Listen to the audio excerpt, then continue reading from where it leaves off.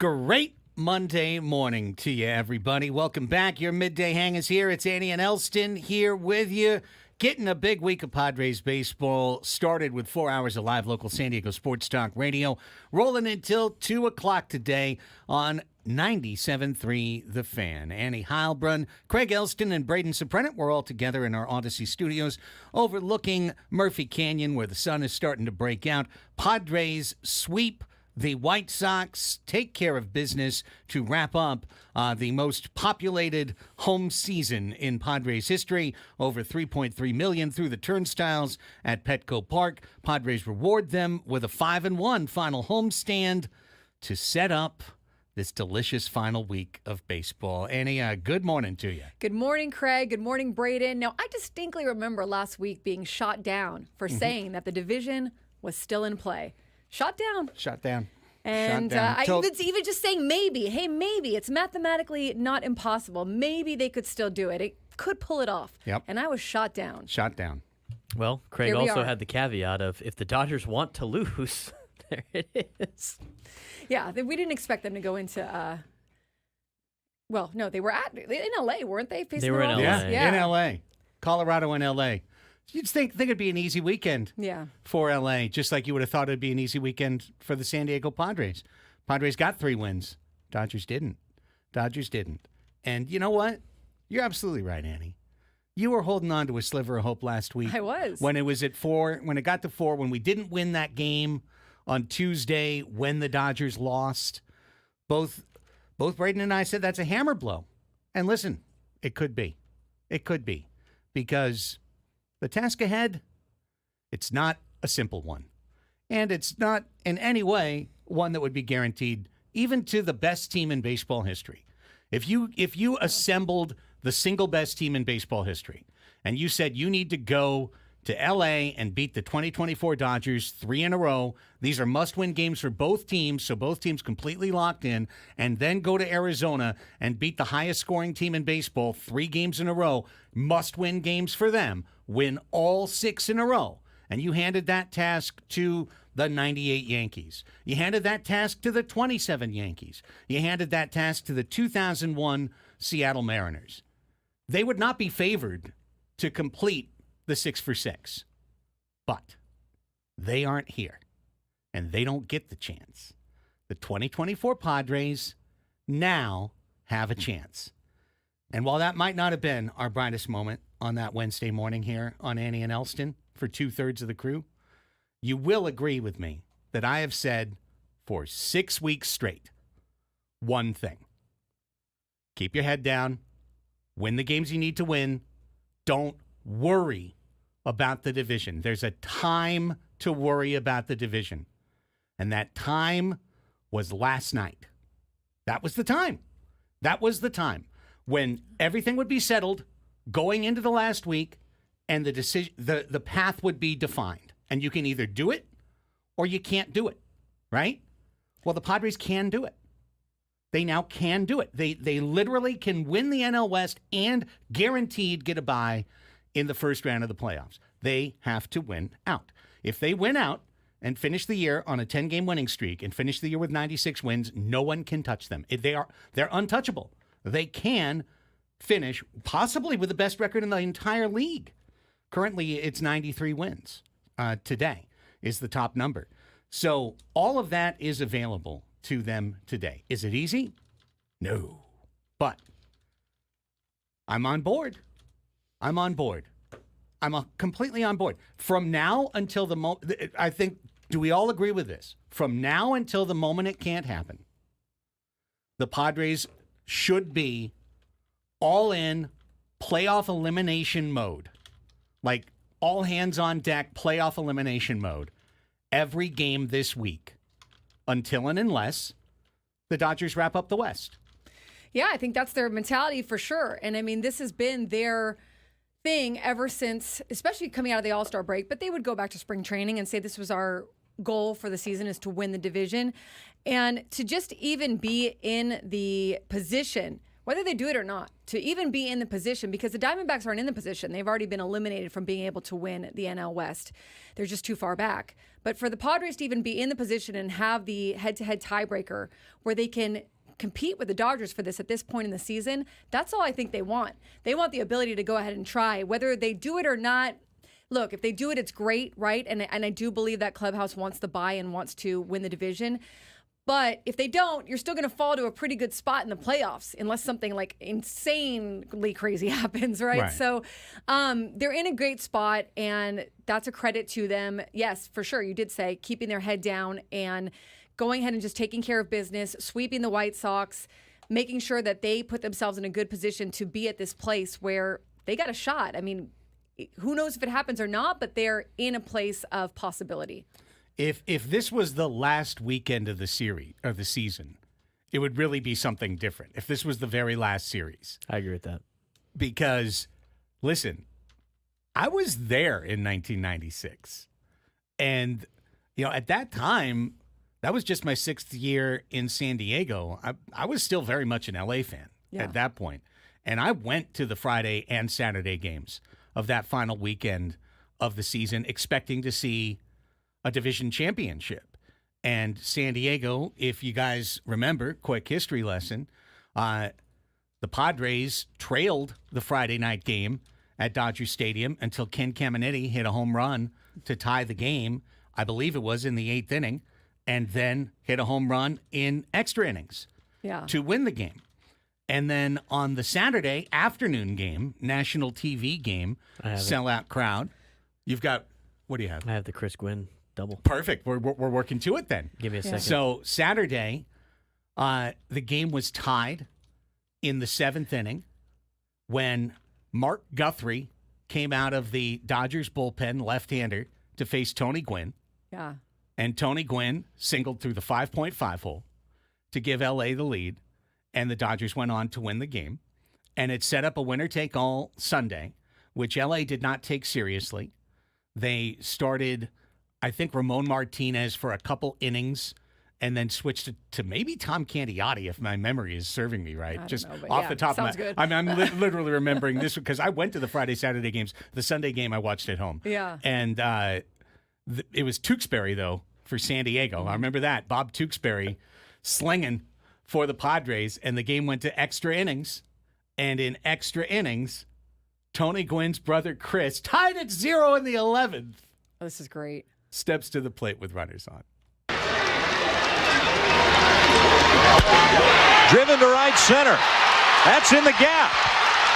Finley will score easily. Caminiti is getting the wave. Gagne's throw to the plate is cut, and it's a 2-run double for Chris Gwynn, and the Padres have jumped on top 2-0. And that's so cool to have the clip. Yeah, that's great. Mm-hmm. And at this point, as a couple people in the chat are noting, both teams had made, this was the second year of the wild card. Yeah. Second year ever, the wild card. So it was a very new thing to everybody. And both teams knew they had clinched at minimum a wild card berth. And so there was less on the line in terms of both teams had made the playoffs. And every year before that in baseball history, you had to win the division to win. And so there was a little bit less on that Sunday as a result, but the Padres took it very seriously because they wanted to win the National League West, and they did. They went to L.A. and they swept 3. They swept 3 in a row. They in a not the same position, not the same, but the 96 Padres weren't the 98 Padres. This was a team that was starting Scott Sanders, great guy, but not Kevin Brown. Yeah. You know what I mean? So that sweep in which the Padres were the underdog all 3 days was and remains one of the great pieces of lore in Padres history. It's something to remember because it takes one at a time. It takes one at a time starting on Tuesday. And by the way, I like the Padres matchup on the mound in all 3 games. I like the advantage they have on the mound in all 3 games, starting with King against Landon Knack on Tuesday night. They have Jack Flaherty, and they have, I forget their third one. Buehler. I like the Padres' chances there, too. And look, the the Dodgers did lose. They lost at least one to the Marlins. I can't remember if they lost two. They lost one, right? And then they lost one to the Rockies. Where you look at what the Padres have been doing. I can't even remember when's the last time the Padres lost a game. Lost a game? Yeah. They lost a game in extra innings to the Astros. Okay. On Tuesday, that day that we said the division's probably out of reach. That's right. Okay. Well, seems like a long time ago. It was 4 games ago. I guess 4 games seems like a long time at this point. But, for the Padres, I think if they would have lost yesterday, different story, obviously. But the fact that they were able to pull off the sweep against the White Sox, which sounds so silly, right? The White Sox in infamy now as at least have the chance to break the record of the most losses in Major League history. But still, nothing is promised. And you see that with teams all around losing to worse teams, right? So good for them for taking care of business and putting themselves in this position and just feeling like they're playing good baseball. I mean, they're going to go up to LA feeling like they're pretty locked in, not on everything, but on most things, feeling pretty good about where they're at. Yes, absolutely. Absolutely. I am 100% behind this, because the chance is there now. Again, they're going to have to earn it for sure. It's until and unless. Here's the great news, and I believe it is truly great news. Those magic numbers, all right? The magic. Don't tell me about the numbers. Well, how about when I can fit both of them on one hand? How about then? Is that cool? 1 to make the playoffs. 1. Win 1 game the rest of the year. The Mets and the Braves play each other the next 3 days. They will end this by splitting 2 games. All they have to do is one team wins, the other team wins. That's it. The Padres are in the playoffs no matter what happens. I'm not worried about that. Yeah. As my buddy Chris Reed said on the Hot Tub last night, don't look backward, look forward. Because the Padres have a 3-game lead over Arizona now with 6 games to play. 3-game lead, 6 games to play. It's not over, right? Because no matter what if Arizona, again, they control that. Arizona knows if they sweep out this week, there's nothing that can be done. They will take the 4 seed, and they will have home field advantage because they will have swept us, and that will take away the 3 games, and they will have the tiebreaker at the end because we're 5-5 right now with 3 to play. So they have the same thing we have. They can sweep out. They control their destiny to get 4. But we can, if Arizona stumbles at all against the Giants the next 3 days, and they start their 3-game series tonight, offset by 1 game from us, if they stumble at all and we can gain a game on them over the course of the next 3 days, it'll be over before we even get there. They'll be playing to keep the Braves out of their playoff spot. Because, by the way, the Mets on tiebreak passed the Diamondbacks last night. They're tied, but the Mets would be the team the Padres would face if the playoffs started today instead of next Monday. Yeah, again, I think who knows if they do this? Who knows if they take the division? But again, I think it's just the ability to be there, the ability to be in the fight and to go to LA and feel like, hey, we can, this is possible. And if we don't do it, we're still going to be in a really good spot, most likely.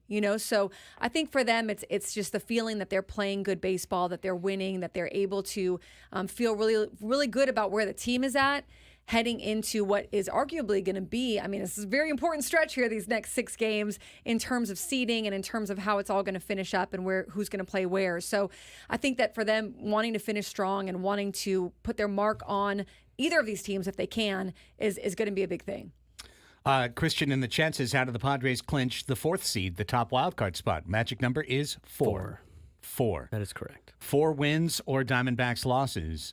And that's it. Padres finish. So that's what I meant about it's a great scenario. Because right now, the Padres can go 100% into playoff mode. They can end regular season mode altogether today. Well, Now, they'll tell you they've been in playoff mode. Manny Machado will tell you for the last month.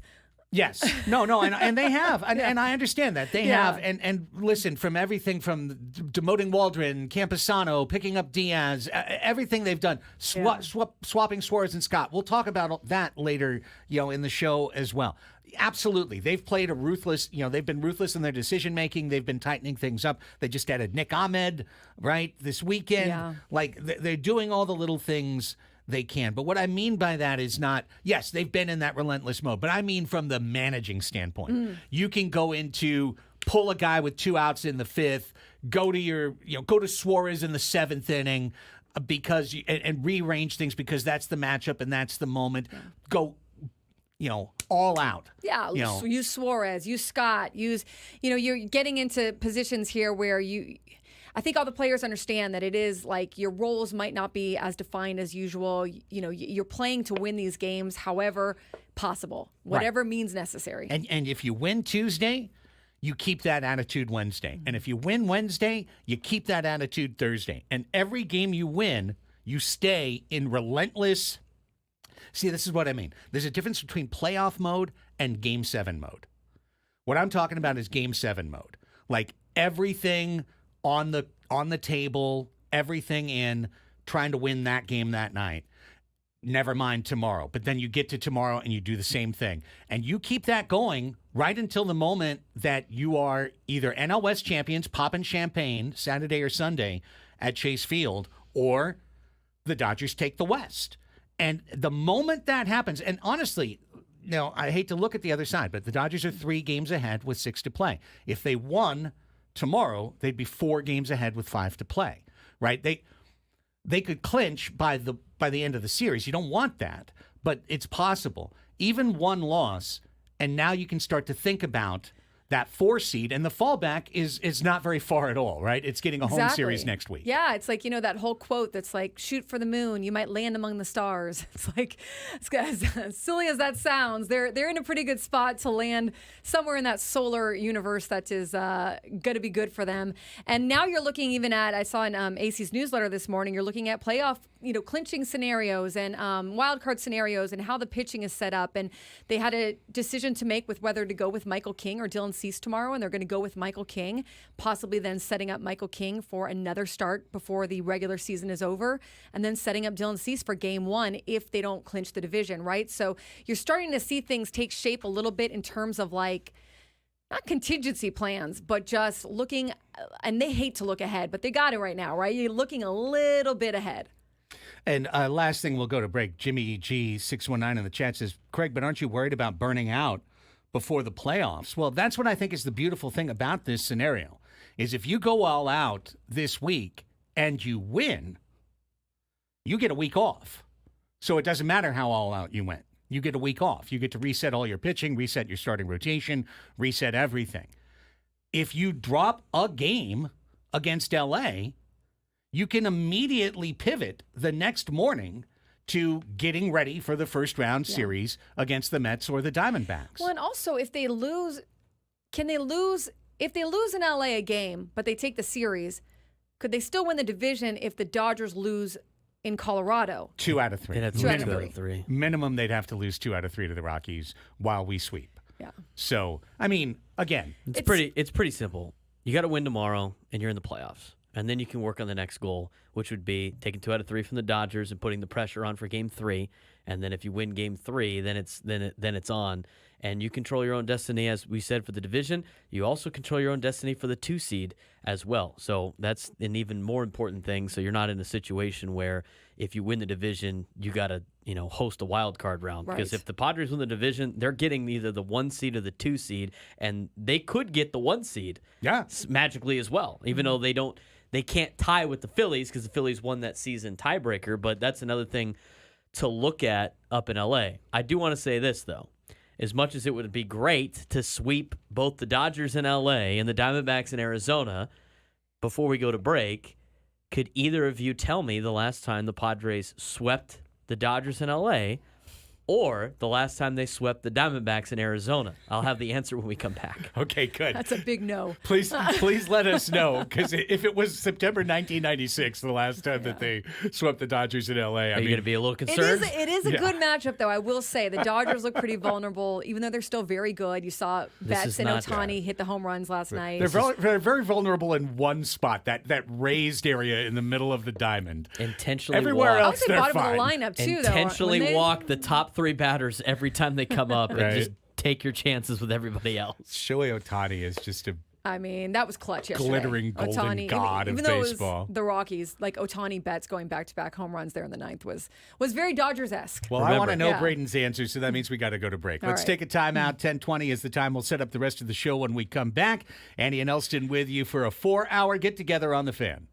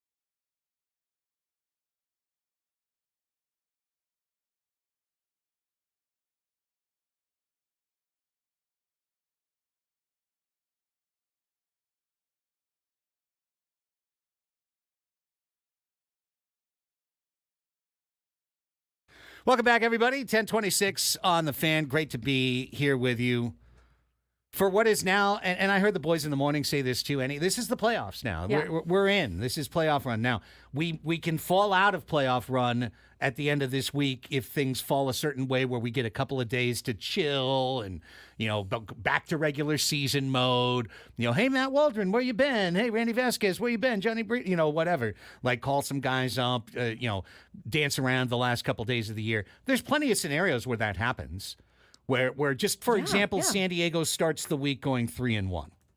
Let's just say that we go 3-1 in the next 4 days. Well, Padres will have, at that point, beaten, let's just say, L.A. twice, Arizona once. They'll have done everything they need to have clinched home field. Yes, at that point. That would be enough right there. That would be an Arizona loss plus 3 San Diego wins. That would be enough to clinch the top wild card berth, while the Dodgers at that point on that Friday could win in Colorado and win the West. And I'm not saying that I want that, but that's a scenario that exists where Saturday and Sunday would be meaningless. Padres could pull the parachute, rest all of their top-end relievers. Alec Jacob is throwing multiple innings, et cetera, et cetera. Or there's an all-out scenario that the Padres go all out for 6 days, just like they were in a playoff series, a week-long playoff series, and then they get a week's rest as a reward for the success of winning every game. And correct me if I'm wrong, the Diamondbacks can still, if things go differently this week than that, the Diamondbacks can still get the 4 seed. They can still get home field. It's still 100%. In play. Yeah. They can, just like we talked about last segment, if they go 6-0, it's guaranteed. Right. So they if they sweep the Giants. Oh, they have to win all 6? Well, if they sweep, they're 3 behind us. Okay, or the Padres would have to lose some. Right. Yeah. Okay. But I'm just saying, right? Just like if we win all 6, it's guaranteed. Doesn't matter what anyone else does. Same thing for them. If they win all 6, they'll host the next series at Chase Field because they'll sweep us and because they'll have swept the Giants in between. They still can do it. All the scenarios are still out there. There's even one ridiculous scenario where somehow Atlanta, the Mets, and the Padres wind up in a 3-team tie on the last day, and we get eliminated. That's the one thing that's still out there, but all it takes is one win, and then it's over. Yeah, listen, it sounds ridiculous, but it's still in play. I mean, that's the thing. You have to kind of respect all these scenarios that are still in play until they're not, right? And then the Padres can take that scenario out of play with a win tomorrow night because then they've clinched. They're in the playoffs, right? That's it. So a lot still at stake here, a lot still on the line. I don't think anyone is getting too far ahead of themselves in terms of that clubhouse. And it's funny, too, depending on who you ask, they're very aware of the fact that the 2 teams that got the bye in this new look wild card scenario, since they've changed it to the 3 games or whatever, did not make it. They did not advance past, into the World Series. Yeah. But at the same time, I think understanding that if you get that bye and you win that division, you don't have to worry about winning the wild card. It's not up for grabs. You're already in that division series, and you give yourself one more roadblock that you've now cleared, right, to get to the World Series. So, again, I think you're not going to see any kind of bad scenarios here unless that 0.001 of them completely missing the playoffs. Once that's out of play, excuse me, you're just in, division or a good wild card spot. That's it. And who do you play? Mm-hmm. And who do you play? Exactly. Right. And where do you play? Right. Division. If you win the division, you're in the bye. Let's say you get the number 2 spot. Now you're watching the 3-6 series to play that winner, with home field. Mm-hmm. If you are in the 4 spot right now, you could very well play the Mets. Or here's yet another scenario. There's a scenario whereby you clinch the 4. The Mets and the Diamondbacks are alive, fighting for the 5 on Sunday, and you kind of make a decision. Like, do we really want to go in on this game and then face the Mets? Or do we want to, maybe have Arizona win this game, and then we'll face the Diamondbacks on Tuesday? The Padres could have that choice coming up. A little bit of a Sophie's choice, but, have that, or cat's paw choice. Like, well, be careful what you want. But they could. That's another scenario that exists for this week. Let's simplify it for the audience. So, a win tomorrow, they're in the playoffs automatically. That's the first clinch thing. And I think I have this right. If the Padres sweep the Dodgers in LA, they just have to match what LA does Correct. in Colorado. Correct. If the Padres take 2 out of 3 in LA, they have to do 1 game better in Arizona than LA does in Colorado. 2 games better. 2 games better? Because if they take 2 out of 3 in LA, they'll be 2 out. They'll be 2 games back. Yeah, All right, they'll be 2 out. You would theoretically have to sweep, and they would have to go 1 and 2. Right. All right, And so if you it's not impossible to drop 2 games at Coors Field, as we know. But that's what it would come down to. And to be like, but then you'd have to sweep in Arizona. I'd say that's on the plus side of scenarios, right? That's taking 2 out of 3 in LA. That's a great series. But winning the series there, yes. But that gets us into the squishiest of spots, which is like, come on, Rockies. Because I will tell you, part of my weekend fun this weekend, I think it's great fun for Padres fans, except for when you have to do this exact part, is when you're tuning into these other games, hoping to get a little help. And I mean, I was folding laundry over the weekend watching Marlins Braves, yesterday morning watching this game, digging in as the Marlins crew is celebrating their broadcast crew and all the folks behind the scenes for their last home game and talking about their merchandise blowout sale. I'm like, maybe I should get a Marlins jersey at 75% off. And then, and then they blow the lead against the Braves. And you're like, oh my God, this is what it feels like to root for the Marlins. And same thing Saturday night and Sunday afternoon as the Rockies have the lead in LA and they're trying to close things out against the Dodgers and have a rookie out there with a 3-run lead, and he's loading the bases, bringing Max Muncy up, and then of course struck him out.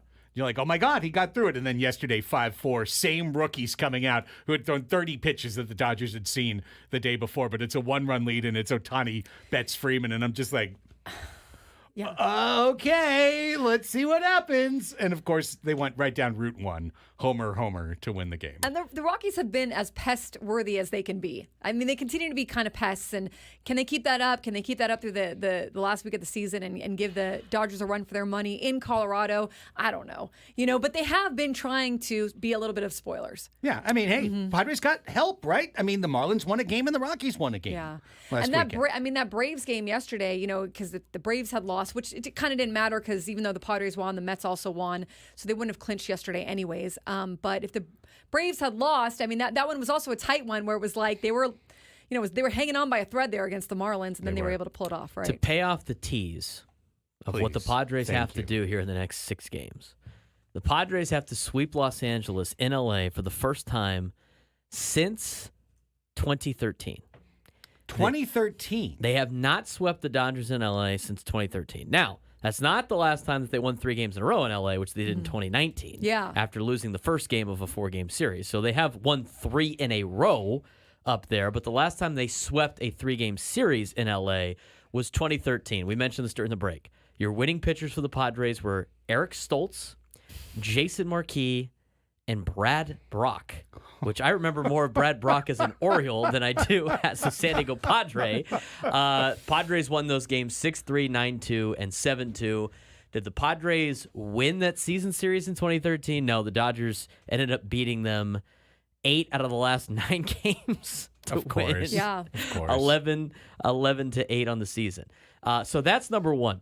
Number 2 is going to Arizona, which has been a house of horrors for the Padres in the past, and sweeping Arizona, again, controlling your own destiny.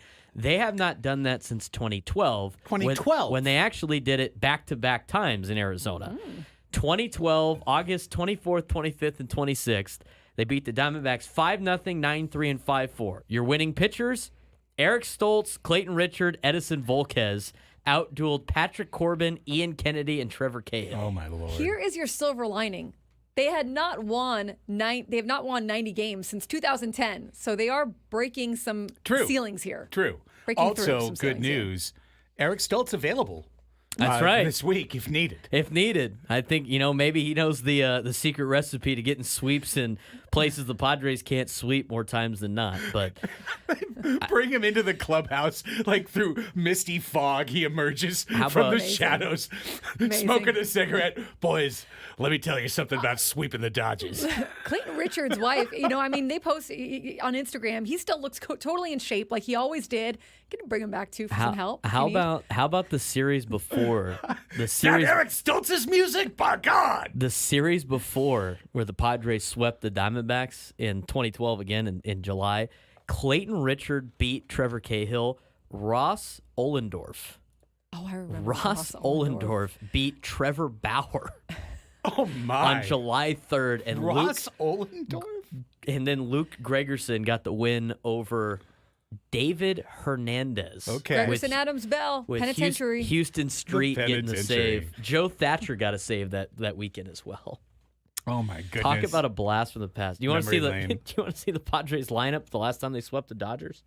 Oh wow! Hang on, 2013. Is Quentin in it? I would think so. Let's take a look here. Padres starting lineup, leading off. Venable? In center field was Chris Denorfia. Okay, North, of course. Yeah. Homering off Kershaw, guaranteed. Starting shortstop, hit second. Starting shortstop, hit second. Starting shortstop.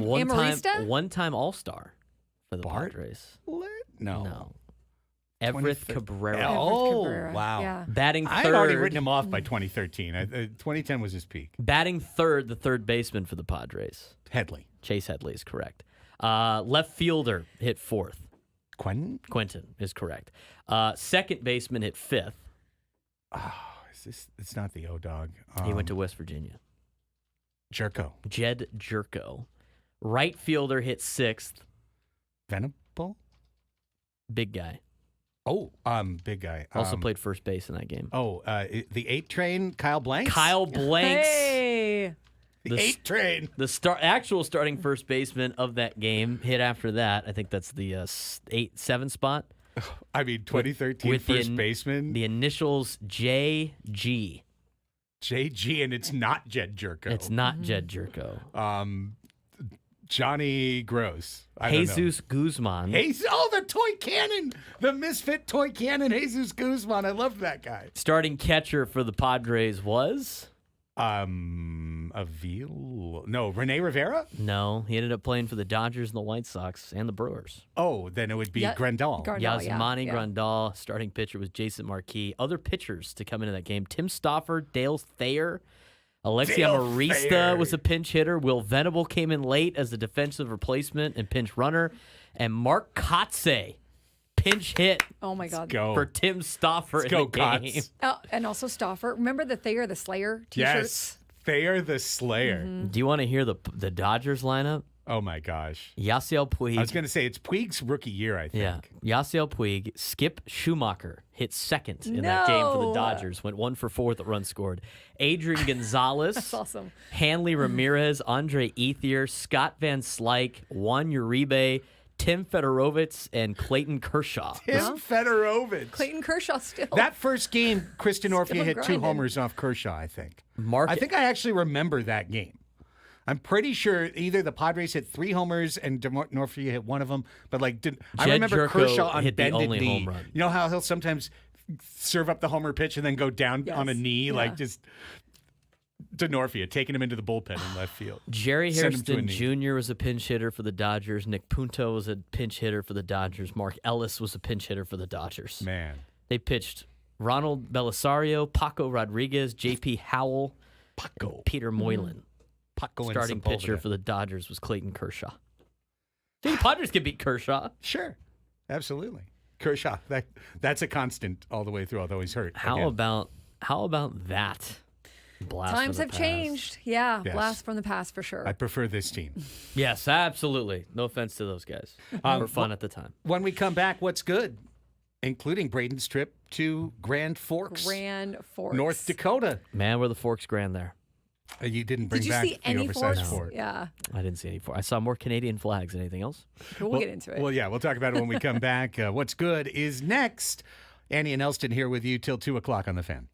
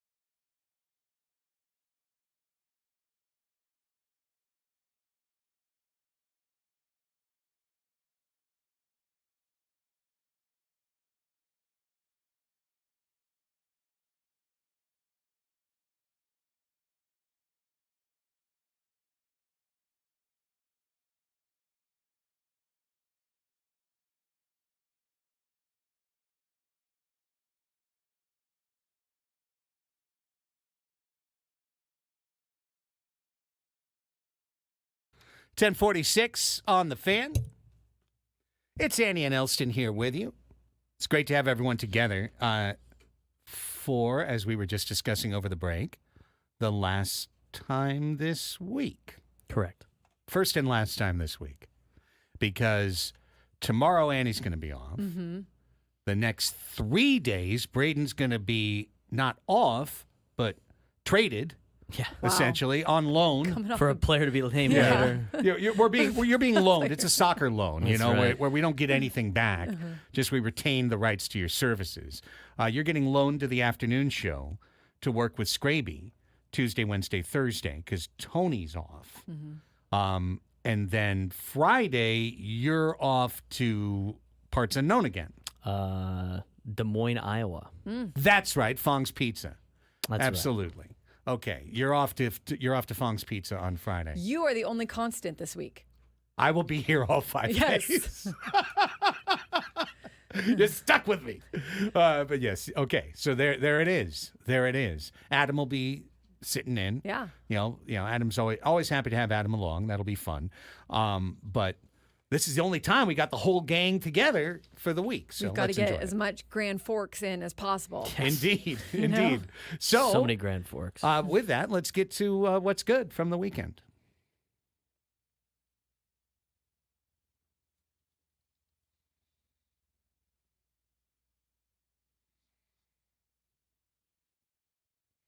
Here we go. Annie, what's good? Mine is short to get to more Grand Forks, of course. I was at Petco all weekend. Shout out to the support staff, the Frank in the elevator, Roxy and Sandy at the media gate, Ish in the press box. Like there's just all the people that you see all season long who are like the familiar faces that you see whenever you go into Petco Park that are kind of the unsung heroes in terms of just making the whole thing run and getting all of us media in and out of there. So shout out to all the support staff, the people who work inside Petco Park, because even though they'll probably back some of them for the playoffs should the Padres host there, that's a long grind for them too. It's a lot of extra inning games, a lot of time spent there at Petco Park, and they do a great job.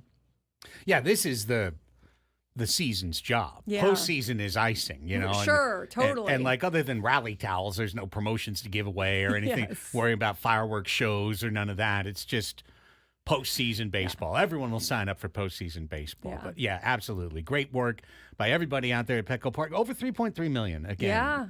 You know, and it really is interacting as a fan with Petco Park. It's a seamless experience. It's a park that's easy to get into now. Yeah. It's a park that's easy to get out of. It's, everything's good at Petco Park. Great job. Yeah. What's good? Petco Park. It's good. All right, Braden. What's good about a trip to ND? To North Dakota? Well, it's like any other plain state for the mostly. Weather was nice. It was like 70 in the 70s. The 36 hours I was there, it wasn't even gone that long. I mean, we left USD at 9 o'clock in the morning on Friday, and I got back at 9 p.m. on solid. Saturday, which is great. That's How was what I your love. charter? Was it a White Sox charter or was it? It was all right. I mean, it wasn't like it was a White Sox charter. It was not like the TCU charters, I can tell you that, but it was good. The crew was nice and everything. I'm so used to now flying, most planes now have like some type of internet or movies or something on the plane, and this one didn't at all. Allegiant didn't have any of that. So, but again, I thought the crew was very nice. In fact, one of the flight attendants did magic tricks for a little bit on the plane ride back. Did some card tricks, which was fun. Seriously? Yeah, he did. No. But the coolest thing about traveling with a college football team at any level. And I thought it's just kind of like, it was like half the traveling party that I was used to at TCU. Obviously, the size of schools are a little bit different and resources and everything. But the best part about traveling with college football teams is you just get so much food. It's ridiculous how much food you get. And I remember that at TCU, and the same thing was with the USD. I mean, you get to USD, and they had Einstein bagel box lunch breakfast things ready to go. Then you get to the airport at San Diego International, and you have to, you get on at the charter entrance, so you're like getting on the tarmac, and you go through the security on the tarmac, and then they handed you, they had Urbane deli down there that usually caters most USD events. And so I had more food right there. I didn't get the Einstein at the beginning. I was like, I have a feeling I'm going to get a bunch of food here today. So you get that on the plane, and then you get back, and then I was on my own for dinner. Met a lot of nice people in North Dakota. Went to the bar at the hotel and watched the Dons on my phone. I set up we have a camera, a huddle camera that will stream the game, so I set it up so I could watch on my device. So I was doing that and met a lot of nice people everybody up in North Dakota is so nice. Mm-hmm. And then the game itself was fun. It was a great time. The Alaris Center is pretty cool. It's a dome. Mm-hmm. Pretty good venue. They shoot off fireworks inside, which was interesting to me. Wow. They have like special indoor fireworks for it. Okay. But that's cool. It was cool. I mean, they had is it like smoky for 15 minutes after they not set even, it off? but not even like most of them didn't have like too much smoke. It was almost like when you go to like Disneyland or like a theme park and they'd have like the fake gunfire and shows. Yeah. That's what it was kind of like. It was like pops. Got it. But it was cool. It was cool. The USD played hard. I thought they had a 17-10 lead for into the third quarter. I thought they might be able to pull off the impossible. North Dakota does not lose in that building. They've only lost in that building 30 times ever.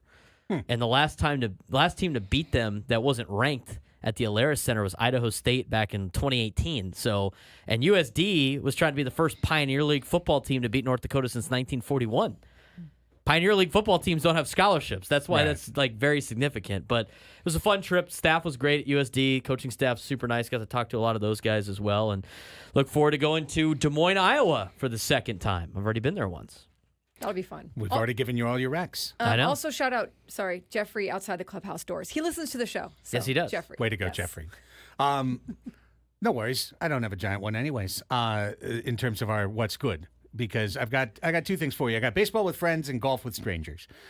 Friday was a chance to be back at the ballpark, and usually whenever I go to the ballpark, go to the fourth inning meetup, which is behind home plate. And it's kind of it used to be called a Padres Twitter thing. I don't even know if that is a thing that exists anymore, really. But it's still a tradition that exists for those who know, is to kind of get out of your seat around the start of the fourth inning and head on down there. In the middle of the fourth inning is where people get together. And so, harder with the pitch count. The pitch clock. No, pitch clock. Oh my God, it's so true. It goes quicker. Last year, it was the single biggest thing. It was like it used to be you could just mosey over there for you guys. And, it was. Or you would leave with 2 outs in the fourth. Yeah. 2 outs in the fourth. Okay, head on. No, it's like if you don't leave at the start of the fourth, you won't be there. Yeah, I see social media posts about that. Yes, it's very, very true. It's very true. But nonetheless, saw a lot of great people. A lot of old friends there, a lot of new, current friends, etc. Woodsy was out there too. Not that he's not a new or old friend; he's both. But so always great, always fun, and I can't wait to do that at the playoffs as well. Then I will always recommend golfing with strangers. It is. Tell you what, it's not awkward. No, once you if you are at the very beginning stage of playing where you have a hard time hitting the ball. Yeah, you slow everything down. Then it's awkward. Then it's awkward. Then you don't want to play with strangers necessarily. But once you're kind of in the adult group, whether you're a good player or bad, once you're in the adult group, I think playing with strangers is absolutely outstanding because first off, you're going to get to control and focus on your own game. So you're going to have, all the rhythms, the things you want to do on the course, you're going to be able to do that, and you're not worried about what your buddy's shooting. You're not worried about what any of these other guys are doing. And that's the key. That's the hidden secret to golfing with strangers, is there is no pressure because none of them care how you hit the ball. They only care about how they hit the ball. And unlike when you're playing with your friends, where when you miss-hit a ball, they might remind you about it for 11 straight holes. Not like that one you shanked on 4, huh? You find people who are polite. You find people in a great mood. You find friends, people who are enthusiastic. You root for one another. Fist pounds, high fives when you make a putt, et cetera, et cetera. And it's dynamic sportsmanship. So golfing with strangers. That's fun. Baseball with friends, golfing with strangers. That's what's good on Monday. We're back with the Padres Deep Dive Hour next on Annie and Elsten.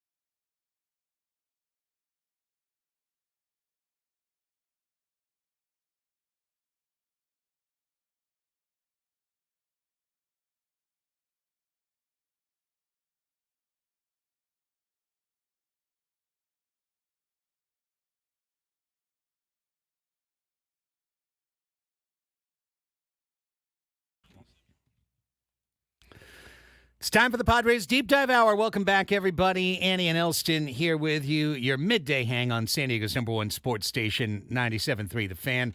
Annie Heilbrunn, Craig Elsten, Braden Soprano, all together in our Odyssey studios. This hour brought to you by Frozen Ropes, baseball and softball training facilities. Now introducing the Freezy Batting Cage membership for only $79 a month. For more information, visit SanDiegoFrozenRopes.com. For hopefully not the last time in a while. You know, we've got at least one more weekend in review next Monday, and then hopefully many more weekends in review to come throughout the month of October. Crazy. I know, right? Yeah. Starting to think about the finality of things. I don't think it's weird because it feels like, yes, they're going to continue playing, so it doesn't feel like the end. But then at the same time, like, you're right, the regular season cutoff is Sunday. Sunday. That's it. Last year, this would be it. And we knew it. You know, we knew it for months. Yeah. We knew it for months that, you know, barring something completely insane, that the Padres season was going to end on the final Sunday. And then that would be it, you know, on to postseason baseball. Mm-hmm. Well, it is. It's a completely different feeling to the season. The finality doesn't feel there because you've got all this momentum rushing to the finish line. And then you get into playoff games, must-win games, elimination games, so on and so forth. So, It is a weird feeling. It's a great feeling. It's honestly the best feeling. I heard Jesse say this over the weekend, and it resonated with me. Jesse Agler, of course, our great radio play-by-play man here on 97.3 The Fan for the Padres. He said that, you know, yes, baseball's great, period. Playoff baseball, special, its own thing. But this time, late September, when you're in it, when you're winning, when you're going to the playoffs, and you're having these moments where there's all these other games that matter to you now. So you're watching Mets-Phillies, and you have a rooting interest. You're watching Marlins-Braves. You have a rooting interest. Diamondbacks-Brewers, right? Dodgers-Rockies. You're watching these games as if they are your game. Because in a sense they are, because those results are so important down the stretch. That's not the same way in the playoffs where each of the individual series are going on, because they're not impacting your series, right? It's just your game. So there's something really special about, you know, these moments that's worth kind of savoring. It's so true. It's so true. What a great point, because it is a very sweet September, right? When you know that you're controlling your own destiny and you're playing the way you need to play, and you're going to, you know, barring a crazy thing happening, be playing in October. And the fans get to enjoy it a little different too, right? Because it's like you get to just be there in this kind of in-between time where you get to kind of appreciate what's happening on the field and the journey that they've had. Once you flip over to the postseason, and Martin Perez said it the other day, it's a brand new season. And not that the regular season didn't matter, but you don't savor it the same way, right? Like these, when you played it last week, these are the days. Like these really are the days where you get to kind of look back and go, man, that 162 game journey, which isn't over yet, but you know, soon to be, that journey, this is all the ups and downs that we went through. And sure, you'll do that at the end of the year, hopefully, you know, for the Padres, hoisting a World Series championship trophy. But whenever that season ends, like you look back on the whole thing cumulatively. But for now, I think it's a lot of fun and paying attention. I mean, I know I was yesterday to the Braves game, right? You know, you're looking in the press box, you hear it constantly. Hey, Dodgers are losing, Diamondbacks are winning. You know what? You hear it all the time, right? And so, just a great time to be invested, as opposed to the other way, Craig, where you're 1-2-3 Cancun and you're not really invested in a whole bunch of anything. Right. I mean, Giants fans don't give a hoot about any game in baseball. You know what I mean? Like, including their own game. It doesn't matter, because you came into the year hoping to do something, and then nothing's going to happen, and the season's over. So this is the way to be. You know, this is the way to be a baseball fan. This is the way to have fun at the end of the year. Incredible stuff. Our boss Adam in the chat, and tomorrow's co-host in the chat, asking about playoff scenario. AJ Cassavell actually had this just in a tweet a minute ago. The most obvious scenario right now, if I want to make sure I get this right, so let me double check it. I believe if the Braves lose tomorrow, if the Braves lose to the Mets and Arizona wins their game, interestingly wins their game, there are no further tiebreak scenarios that could complicate the Padres. The only way the Padres were going to lose is if they wound up in a 3-team with the Mets and the Phillies. So that happens and that's it. Padres are in. Okay. Right. The only reason I keep saying, small, barring something crazy, is that, I'm sure it's like a 0.001 chance or whatever of a 3-way tie between the 3 teams that would end with the Padres as the odd man out. So, there's still this, tiny sliver of the universe that's the Padres wouldn't even make the playoffs. Do I think that's happening? Does anyone in the room think that's happening? No chance. No. But it exists mathematically, and so until it doesn't exist, which by tomorrow or by the end of Tuesday night might not exist at all. Yeah. This is magic number 1, but it's actually almost like magic number 0.25. Right. It's so unlikely. Every single result. Right. Every single result between 4 teams has to go exactly one way over the course of 6 games. It'd be 24 individual results lining up exactly the right way. It's very, very unlikely to happen, and it would be a stunning. I mean, it would be like a 30 for 30 or something if it happened, So, or maybe not that, but close to that, It probably would be. Yeah, exactly. So, yes. So they're I'm in a not good worried spot. about The Padres are in a good spot. Not looking backwards. Looking forwards. You can beat LA tomorrow and get to 2 games. You can beat LA Wednesday again, get to 1 game. You can beat LA on Thursday, tie the division, and then if you match LA's result over the weekend, you are NL West champs. Even if you lost 2 out of 3 in Arizona, if the Rockies also beat them 2 out of 3, once you have the tie, you're in control.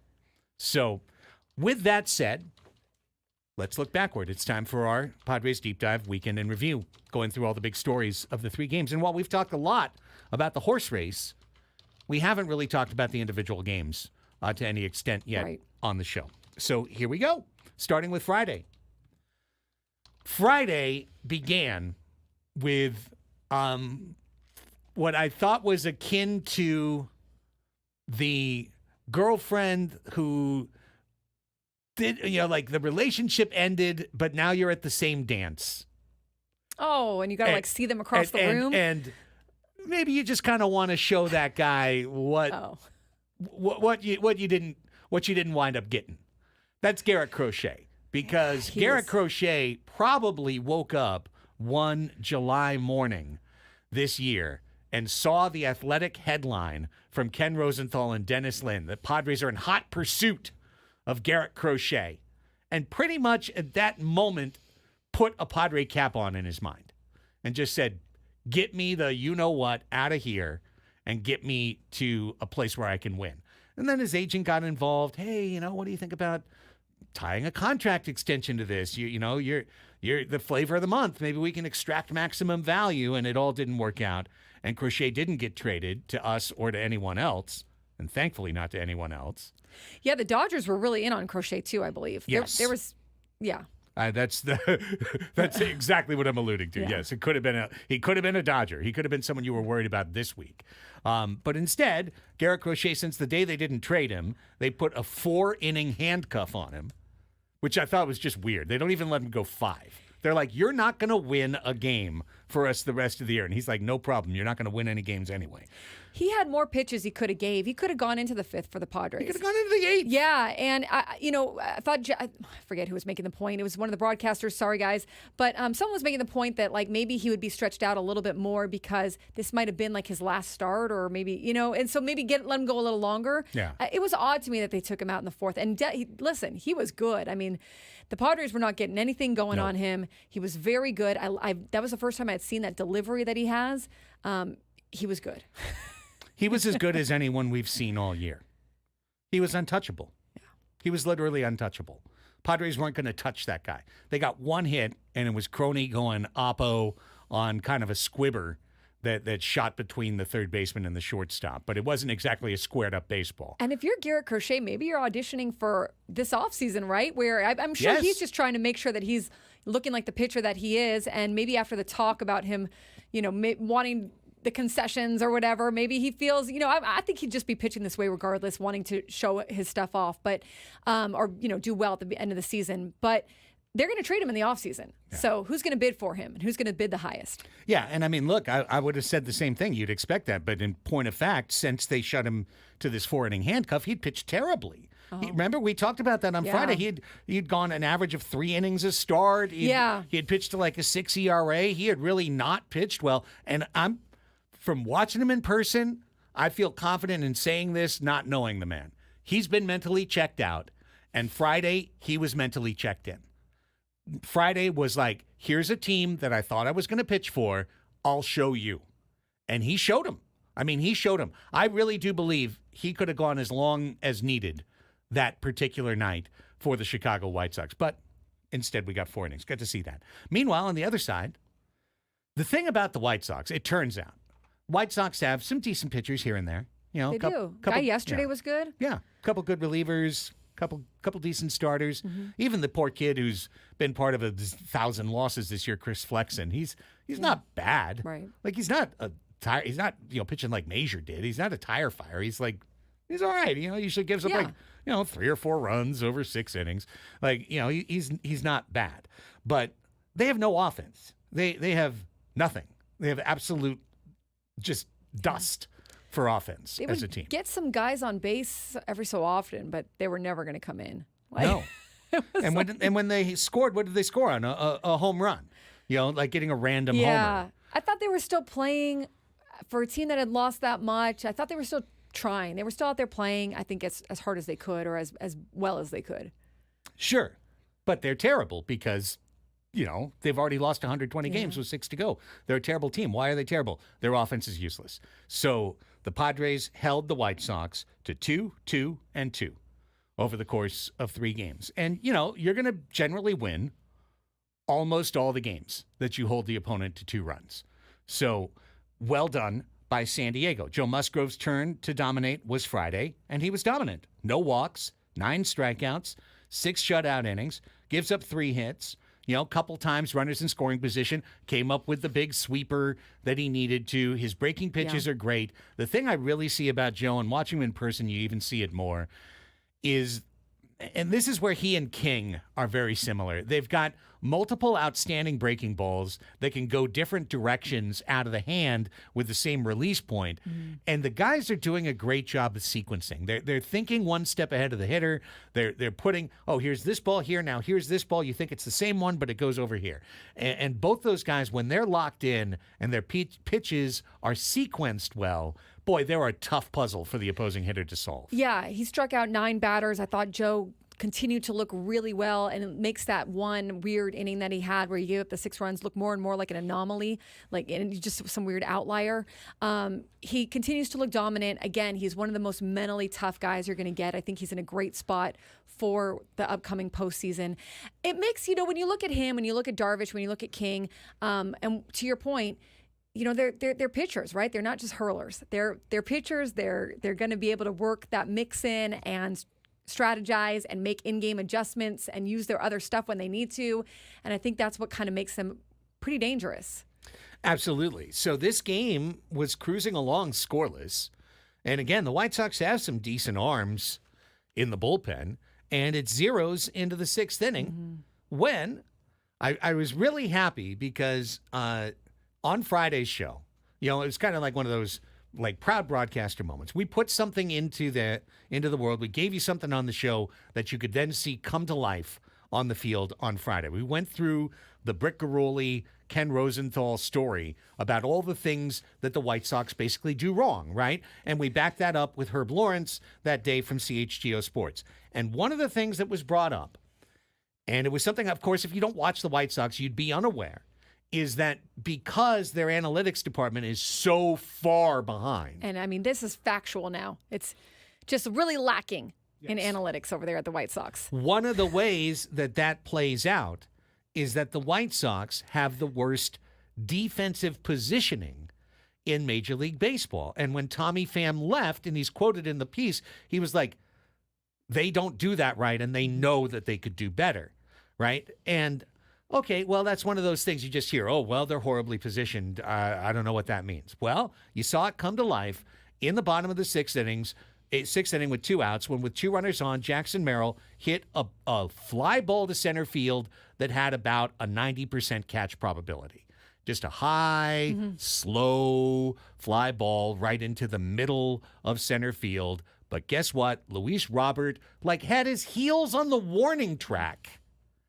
And yeah, he even kind of paused on the ball a little bit, but he was positioned on the warning track for he was Barry Bonds. I mean, Jackson Merrill's a great hitter, but warning track for your center fielder? And the dude runs in 120 feet, and he can't even get to the ball.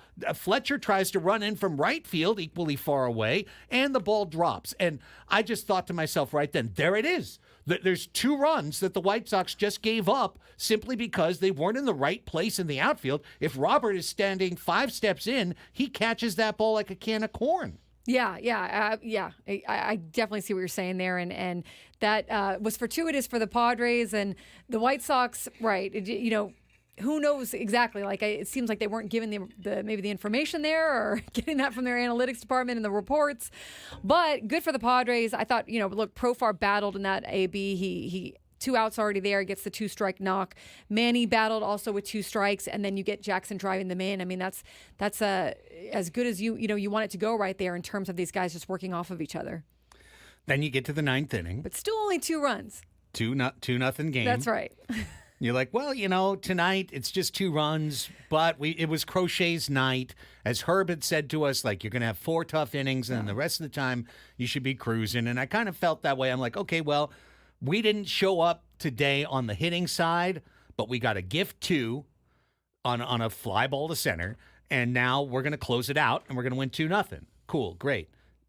Suarez, light show, 2 outs, and then 1 on, and then a long at bat. And then a home run on a 100-mile-an-hour center cut fastball. Our guy Dylan did it again today. Great write-up. Multiple video recap of that at-bat, the Lenin Sosa at-bat, showing fastball after fastball and showing Sosa's swing getting harder and faster and shorter each time to time up the pitch. And then he sees it for the 7th straight time.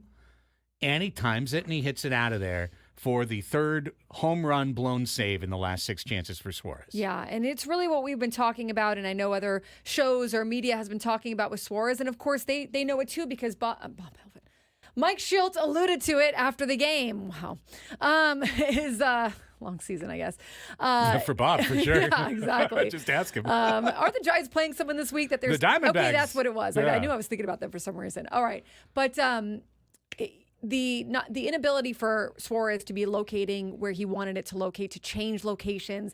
And yeah, exactly. You could just see he was timing it up. He was just getting his timing going, and then he found one he liked and he hit it out, and you just felt it, right? And that was after the game where Mike Shildt said, candidly, which we haven't gotten, in the past, but candidly this time, was we're going to consider perhaps using someone else out of that closer spot when we need to. And we saw it play out both ways, which we'll get to in the Saturday and the Sunday games, but also alluded to he's going to need to start utilizing another pitch. He's going to need to start utilizing, the hitter needing to see a different location or a different speed or a different whatever. And we saw that yesterday, which we'll get to as well. But, that was kind of that kind of turning point, I think, where it was like, I don't think anyone's out on Robert Suarez, but it's like just the idea that there might be a little more sharing of that 9th inning if needed.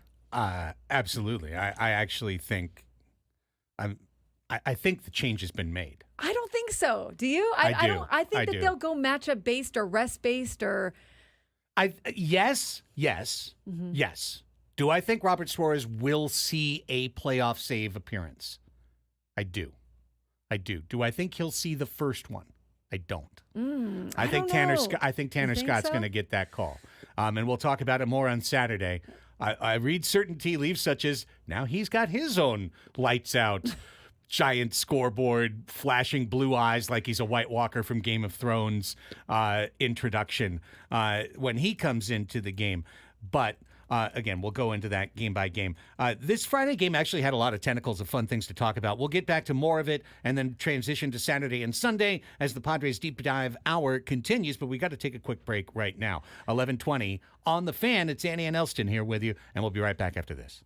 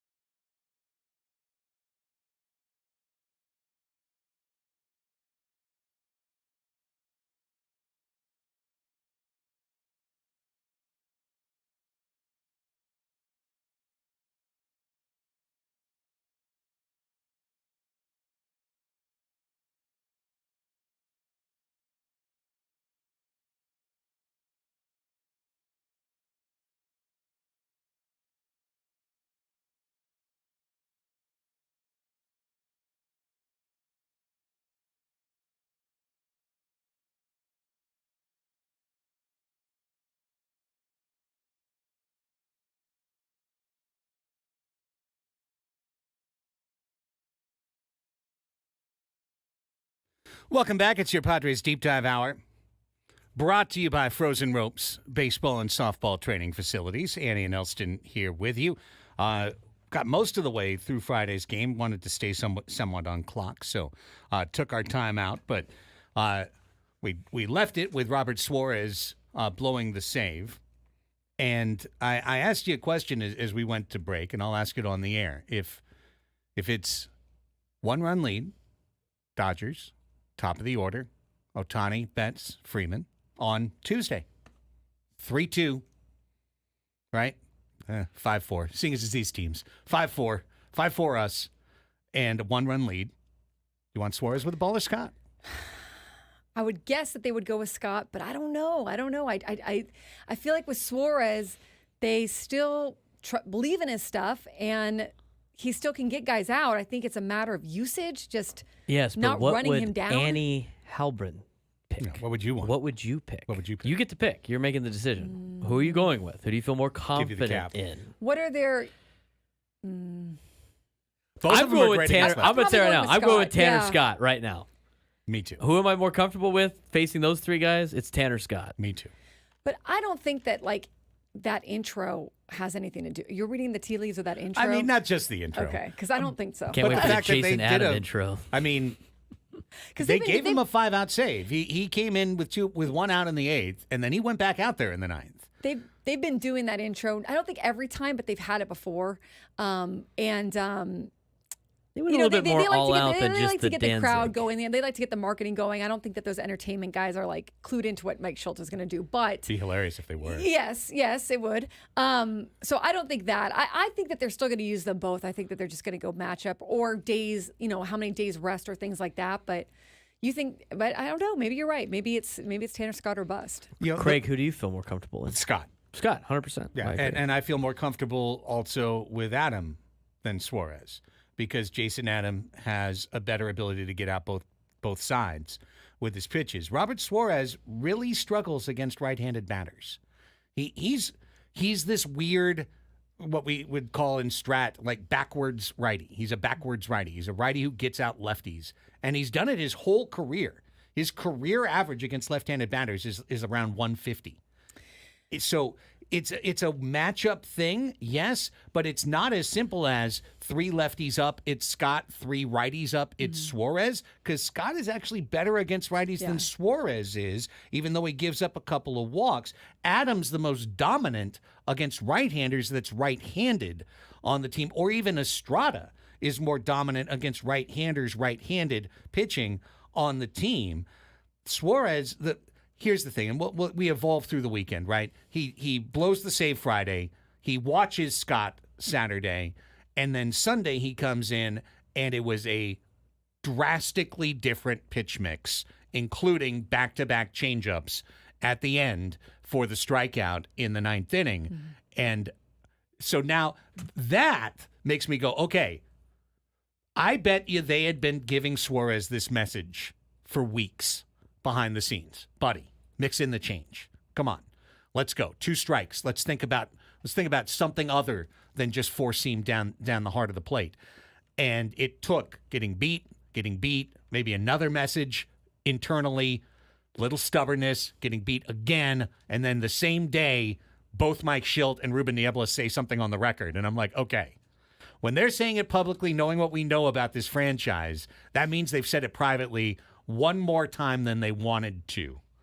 And so now they need to bring it out publicly. And then here comes Suarez on Sunday, change-ups, throws a cutter, mixing 2-seam and 4-seam. All of a sudden, he's got a pitch mix to his stuff. And he has a really good change-up. I mean, he has good stuff. I mean, I also see a comment in the chat that's like, what happened with Suarez? Nothing. Suarez is he's just pitched more than he ever has.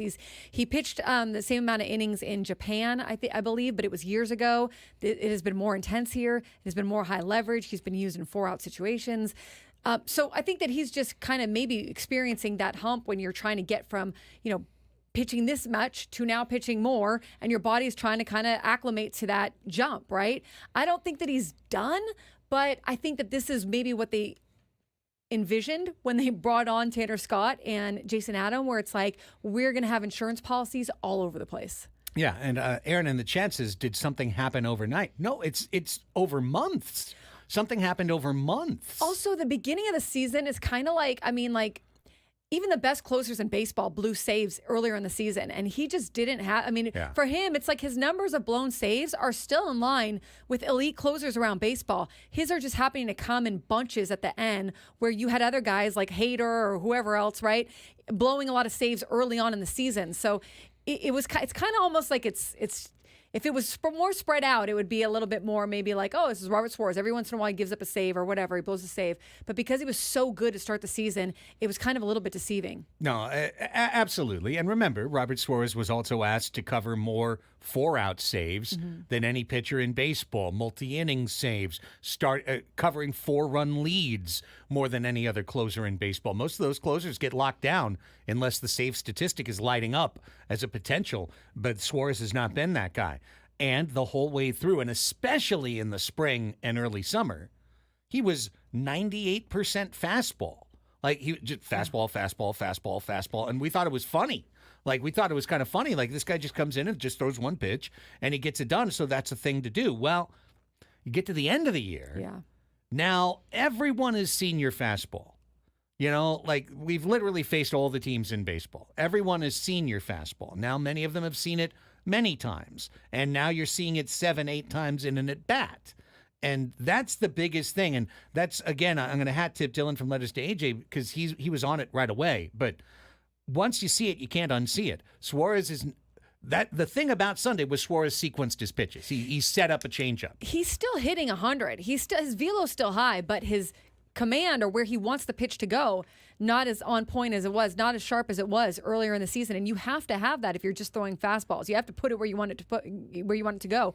And he's leaving it too often in the same spot. Yes. And the pitcher is able to time it up, and the pitcher's able to get it.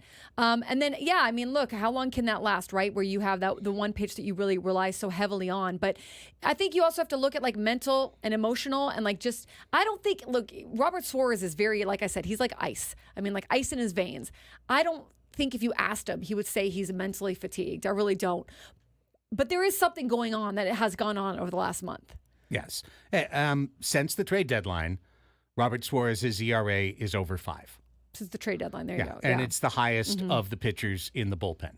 So it's not a 1-week thing. It's not, and I see that too. Like, hey, every closer blows saves. Of course, every closer blows saves. When he blew one save, we brought up how few saves he had blown in relation to other pitchers. But it's not just blowing a save. It's giving up home runs. Giving up home runs is the most crippling thing a closer can do. It's the equivalent to a punch to the jaw. You know what I mean? It's a knockout punch when your closer gives up a home run. Your shield has been broken, so to speak. So that's why when that happens, it raises concerns. And the great thing is, A.J. Preller built this bullpen. Jeremiah Estrada is back to pitching kind of like he did at the beginning of the year. Morhone took on the Manfred man and got away with it. And you're going to you see them just using high leverage guys. I don't even think Yuki Matsui is going to be on the playoff roster. I agree. I really don't. I completely agree. They're going to go with their high leverage guys. They are going, and they had to revamp it because they needed these guys. If they hadn't gotten Tanner Scott and Jason Adam, this bullpen would be in more trouble than it is in right now. It would have already collapsed. Yeah, so they kind of atoned for that by getting those guys at the deadline, and now it's working for them. And that's really what you're going to see them doing, barring any kind of crazy blowout. You're just going to see high leverage from now on. 100%. Just kind of flitting forward because we didn't get to the end of Friday, but of course, Tyler Wade. I just wanted to give a little hat tip to Tyler Wade because he came in and made a critical defensive play in that game, coming into second base, throwing out a dude at home plate, a difficult play with the infield in. He was very balanced. He was very poised in that moment, and that was a huge play. And once again, Tyler Wade, who's not going to wow you with anything statistically. No one will look at his baseball card and think he had a good year for the Padres, but I think he's had a good year for the Padres. And who hasn't been playing day after day, so you're getting thrown into games after not playing for weeks at a time. I agree. He's had a good year. He's done what they needed him to do. And that's where you look at what he did in that game and you go, how much will they consider that for playoff scenarios? Because he has experience. He does do pregame drills at every position. He is knowledgeable about the game, and you wonder like how much that might play out in the playoffs and where they might need to use him. Yeah, of course, Tatis gets the walk-off. I think it does bear noting that in that moment, compared to a moment last Tuesday when he was up with runners on in the ninth inning or in the 10th inning, chance to win, went for it, giant swing, giant 2-out swing, trying to hit a home run, missed on a curveball outside, struck out. He was shooting right field all the way in that at bat in the 10th inning. And when Toddy is looking the other way, because he's always pitched outside for great reason, right?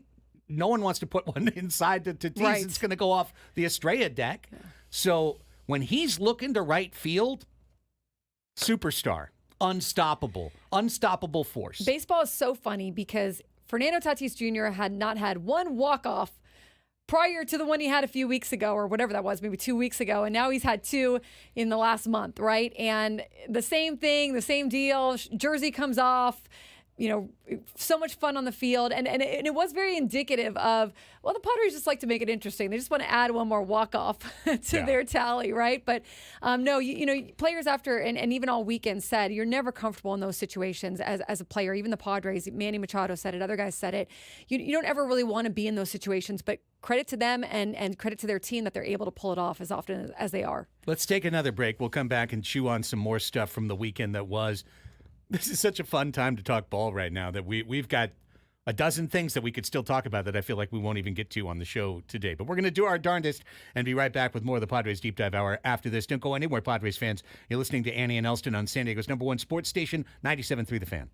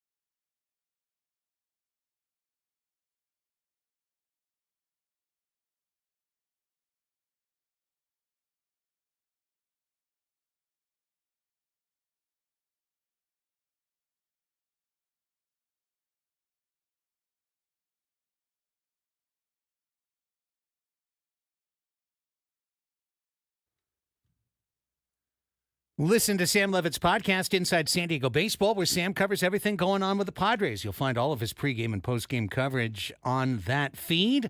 Find it at 97.3 The Fan, 97.3 TheFanSD.com, or the Odyssey app, or wherever you get your podcasts. Annie and Elsten wrapping up our Padres Deep Dive Hour, going through the stories. Kind of got into a large eddy of Robert Suarez, Tanner Scott discussion, quite understandably, as Scott was the guy who got the 5-inning save. That'd be something. Got a 5-out save on Saturday night. Also within that game, I wanted to go back on something, touch on something Annie said earlier and underline it. Yellow highlighter, too. Martin Perez. Martin Perez did it again. Like, he just keeps doing it. This guy has come in, hand in glove, he is fit into this rotation. 5 1/3 innings, gives up the 1 run. He walked 3, gave up only 2 hits. And Martin Perez has pitched himself onto this playoff roster. I'm saying it. I love that you're saying that. I completely agree. He was, when the trade deadline happened, the player that was kind of the throw-in at the end of the conversations about the bullpen and everyone else that they got. And it was kind of like, well, maybe Martin Perez can give you half good starts, or like he can give you a few good innings. And of course, right? Like that was kind of, he had been streaky. He'd been battling through some injuries. And Martin Perez has just come in and he has given the Padres everything he's got and everything that they've needed. And he's just been a great pitcher. I mean, I like watching him pitch. He's a good pitcher. He has a good tempo. He has good stuff. He's very mentally strong. Had a great conversation with him the other day about how much he loves this clubhouse, loves this team, and how what's helped him here, he said Ruben Niebla has supplied him with really good reports on pitching with his stuff. Not what do you need to do to get a lefty out? What do you need to do to get a righty out? But more, what is your stuff? How can you use it to dominate against anyone you're facing? What are your strengths? Really playing into that. And the other thing he said is that he's been very mentally well here.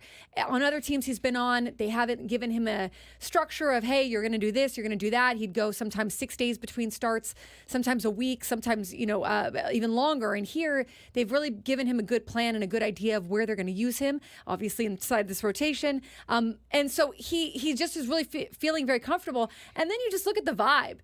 He vibes really well in the clubhouse. I hope that they hold on to him. He's someone that I think is a real asset for this team. Yeah, I mean, it was last night when we were doing our hot tub show, but someone's kind of said offhand, like, well, of course, Perez won't be in the playoff roster. And I'm like, wait a second. Hang on. Hold on. Let's take a look at this bullpen. We got Sass. Suarez, Adam Scott, or you want to turn it around and bring that ass, ASS. You got those 3 guys. You got Estrada. You got Morahone. You got Hoying, right? Those are your tops. Yeah. Those are your top 6 for sure. Right now, you got Alec Jacob, right? And you got kind of your choice. Sean Reynolds, an option. I would personally, if he's healthy, I'd have Reynolds over Jacob for the stuff, just for the 97. And then that last lefty slot, okay? Yuki Matsui gave up a home run in 4 out of 5 appearances between August 25th and September 7th. And he hasn't seen the mound since. And until and unless the Padres' playoff fate is decided, you're not going to see Yuki Matsui on the mound, unless it's like the 14th inning and they're out of pitchers. You're not going to see Yuki Matsui on the mound. You can't. You can't trust him. Wandy Peralta, okay when he's been kind of okay since coming back. Who are you going to trust in a playoff game? Wandy, Yuki, or Martin Perez coming out of the bullpen? I'm putting Perez in the bullpen 100%. I am too. I think that he gives you that look from the left side and has the ability, the experience to know what needs to be done in that situation. And I think has the stuff that can get guys out. I mean, I think is able to use his pitch mix and able to use what he has learned over his more than 10 years of pitching in the big leagues to figure a few things out. And he's bettered himself. I mean, he's changed a few of his things mechanically. He started in Pittsburgh doing that with his stance and whatnot. But I think really for him, he said the injury, just being able to have some time away from being injured and work his way back into being the guy that he can be, has been helpful. And then, like I said, the mental gymnastics that he said he had to do on other teams is not happening here. So I think a lot of things bode well for Martin Perez if you use him in the playoffs or you give him a chance in the playoffs. Yeah, I mean, a situation where let's just game plan, right? Hypothetical game scenario. Situation where the Padres are losing 4-2 in the fourth inning, and they've had to pull a starter due to ineffectiveness.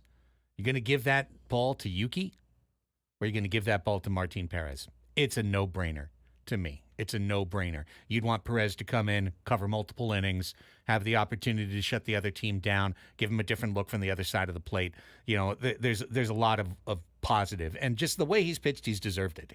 He's a former All-Star. He pitched in the World Series last year. These are just titles. It doesn't mean that you're effective today, but he's also effective today, and all of that adds up to he's on my playoff team. Yeah, that's the game within the game is how much, and I said it with Tyler Wade, how much will that experience factor come into play when they're figuring out this roster? And how much do you want a guy? And it's nothing against Yuki. I think I've been saying it all season long. Yuki Matsui has had quite an adjustment period, as has anyone that comes over from Japan, from Korea. This is so normal for what Yuki Matsui is going through in terms of just needing to adjust to what pitching is like here in the States and the grind of the season and the intensity of the hitters that you're facing. But that's where I think you do have to weigh it out and go with your more experienced guy and a guy that's been there before. Yeah. One other just very brief note, Brian Hoeing made his only appearance of the weekend on Saturday, bailed out, I think was it Adam or Perez? He came in to bail out Perez, and beautiful split finger to end the inning for a swinging strike three. It's wild how good he's been for San Diego and how little we've seen him the last 3 weeks. Yeah. There was a little note, and I know was mentioned that in the UT that he needed a little rest, and that's why we didn't see him for like that 1 week before, I forget what team came to town. And then it's almost like it's been the same, but I also don't know if that's just, they didn't want, like, was that just, we didn't like him in that situation, we didn't like him in that spot. I don't know. Me neither. He's used very sporadically. But he's been really good. Really good. Really good. Yeah. Every time he's been used, so I want to see him. Maybe that's part of it. Maybe he needs a little more time. I don't know. Maybe, but okay, let me just put it this way boldly. Like, if I'm not saying Suarez is going to come out of the victory formula, but if there was one guy that was going to come out of the victory formula right now, it would be Suarez because of performance. And if the next guy I'd put in, I'd put Estrada. I'd put Estrada in because I think his stuff is the best of the rest of the team. But right there is Hoeing. Like, if you told me that Hoeing was going to pitch the 6th regularly or the 7th regularly, it wouldn't be out of the... Most teams would have him doing that around Major League Baseball. He's been that good. ERA under 2, full season pitching.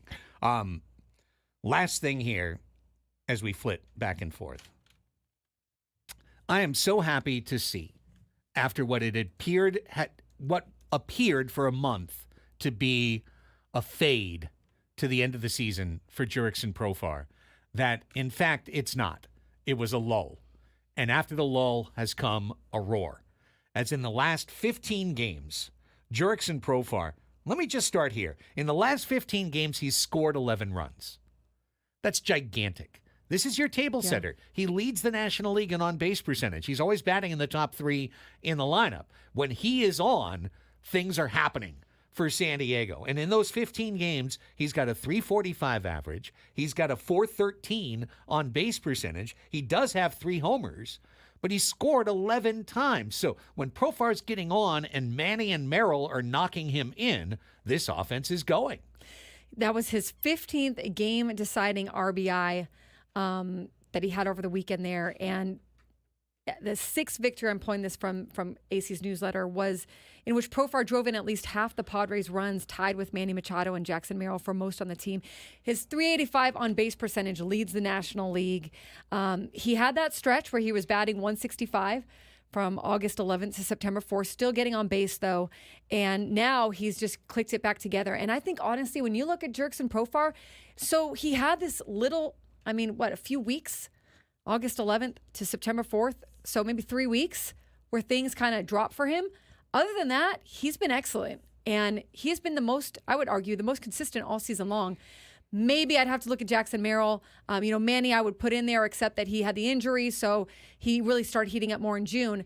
But you look at what Jurickson Profar's done over the course of the season, not to mention the guy he's been, not to mention the edgy guy on the field against the Nationals and getting people going, and Mr. Irrelevant, by the way, against the Dodgers, and the chippy guy he's been. Also, saying since day one in that clubhouse, we need to be better. We need to play better. Yeah. It is World Series or bust.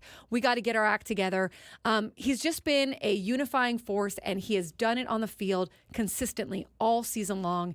Just been terrific. And, Yeah. and I loved, he said after the game, he told the UT, back in the day, if I had been switching during that time that he was slumping, he means switching approaches. Like, right.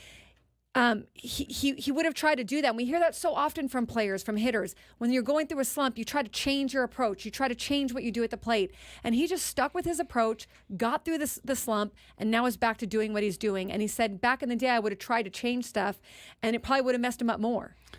Absolutely. His at-bat in the 8th inning yesterday was a thing of beauty because it began with a no-strike swing.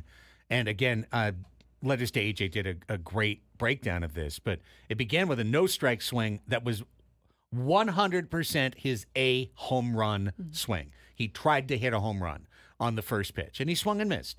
But he was going for it, like all out, try and hit a home run. Now, we remember last year many, many at-bats for the Padres in 2023 where that was the approach the whole at-bat, and then it would end with a pop-out or a strikeout.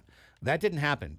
Jurickson got to 2 strikes, and he took a completely different swing, much slower, shorter, and he hit the fly ball to right field that was the sacrifice fly. That's a player switching modes in the middle of an at-bat because that's what the game told him to do. So don't get on him about bunting because he's doing what the game tells him to do and what he knows he can do in that moment. Because he is Profar. He is. He's shown all of you he is. He is Profar. I'm thrilled he's in the top 3 in the lineup. I'm so happy for him. Yeah, I wouldn't want him anywhere else going into the playoffs. Keep him right where he is. Brilliant. Great deep dive hour. We're back with the Sports Fix next.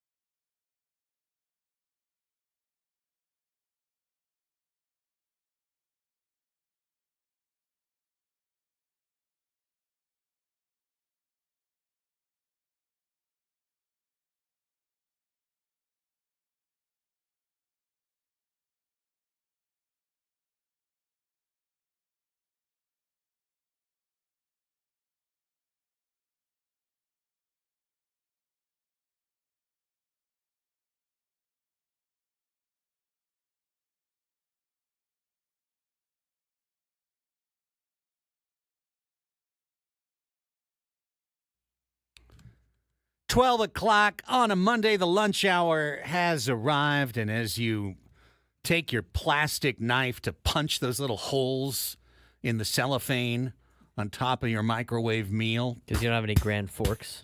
Right, yeah, you needed those forks. What a missed marketing opportunity for Grand Forks. Like, I feel like I at know. the airport or something, you Yeah, should get like a package of at the forks. airport, there should be 2 giant forks. Yes.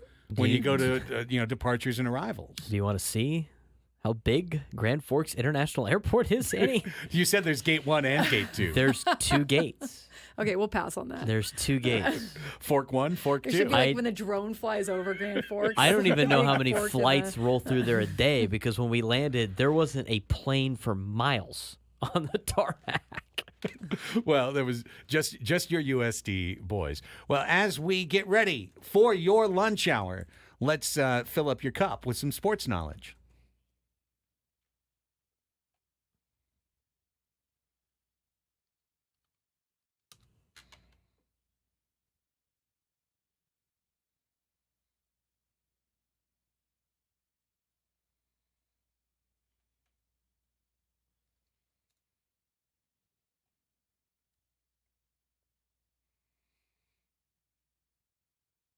Here we go with all the sports news fit to speak for Monday, September 23rd, 2024, including some big breaking news in college football that is on the way. We start things off with Annie and the latest in Big League Baseball. All right, let's head over to Cincinnati, where the Reds announced that they are replacing manager David Bell effective immediately. Bench coach Freddie Benavides will serve as interim manager for the remainder of the season, and the hunt for a new manager is officially on. The global search begins. Yesterday, it was reported by Nightingale that Skip Schumacher was in their crosshairs, but I think Skip's going to be in a lot of people's view. Yeah, so. more than one. Kodai Senga's injury-plagued regular season has officially ended with another setback as the right-hander came away from a AAA rehab start Saturday with tightness in his right triceps. Mets manager Carlos Mendoza told reporters that Senga won't be able to return before the end of the season, but since the injury isn't considered overly serious, he might still be a candidate for a playoff roster should the Mets reach the playoffs. The Diamondbacks had an injury scare during their game against the Brewers Saturday when right-hander Merrill Kelly walked off the mound after 5 innings due to cramping in his right calf. Now, that's the second time in 3 starts that Kelly has exited early due to a cramping issue. The team said they will now run more tests to make sure nothing more serious is going on. Francisco Lindor missed the entire series against the Phillies due to a back injury. Mets manager Carlos Mendoza said the earliest Lindor will return is Tuesday against the Atlanta Braves. However, that is far from guaranteed. The Washington Nationals demoted all-star shortstop C.J. Abrams to the minor leagues after he stayed out all night at a Chicago area casino, leaving only hours before Friday game against the Cubs, according to ESPN. He will be sent to West Palm Beach, Florida, home of the Nationals minor league complex. Nationals manager Dave Martinez confirmed the demotion but termed it an internal matter.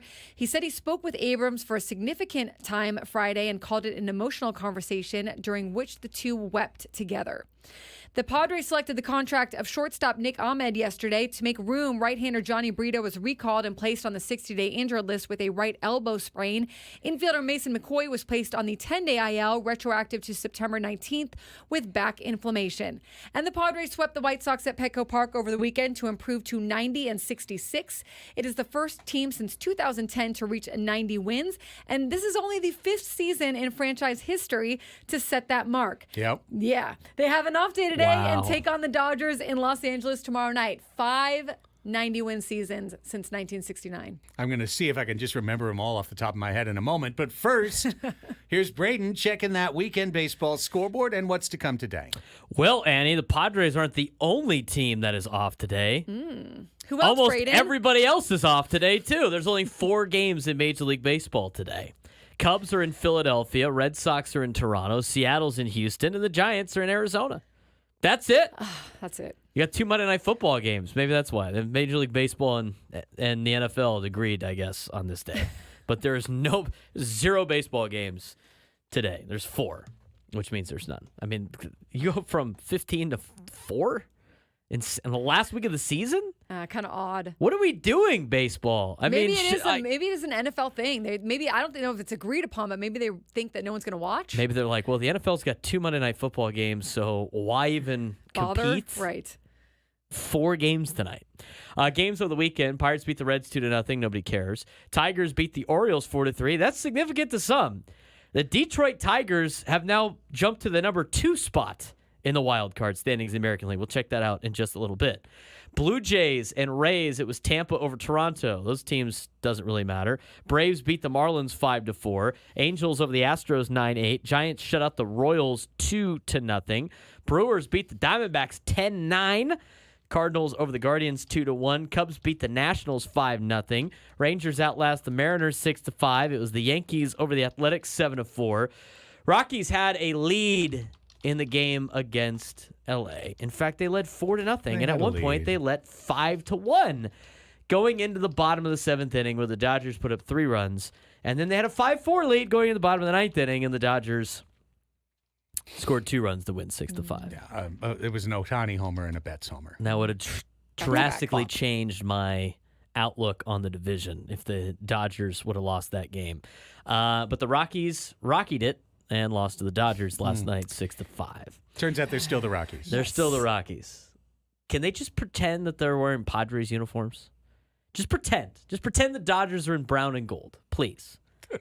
Help us out. Could you imagine the Rockies swept the Dodgers this weekend? I mean, I can. Craig would put the Dinger costume on. Do you think that Bud Black 100% agree. would have his own seat at the playoffs? I will make this He'd sit in commitment. the owner's box right next to the dugout. Right? He'll throw out the first pitch of the By the way, playoffs. Throws out the first pitch at the DS. The last 90-win season was a Bud Black season. It was. True. 2010. So I think, the guy should get a little recognition If the here. Rockies sweep the Dodgers this weekend, I think the Padres need to invite Dinger and Bud Black to throw out the first pitch in the divisional series. I will make the commitment that, That if would be the hilarious. Rockies,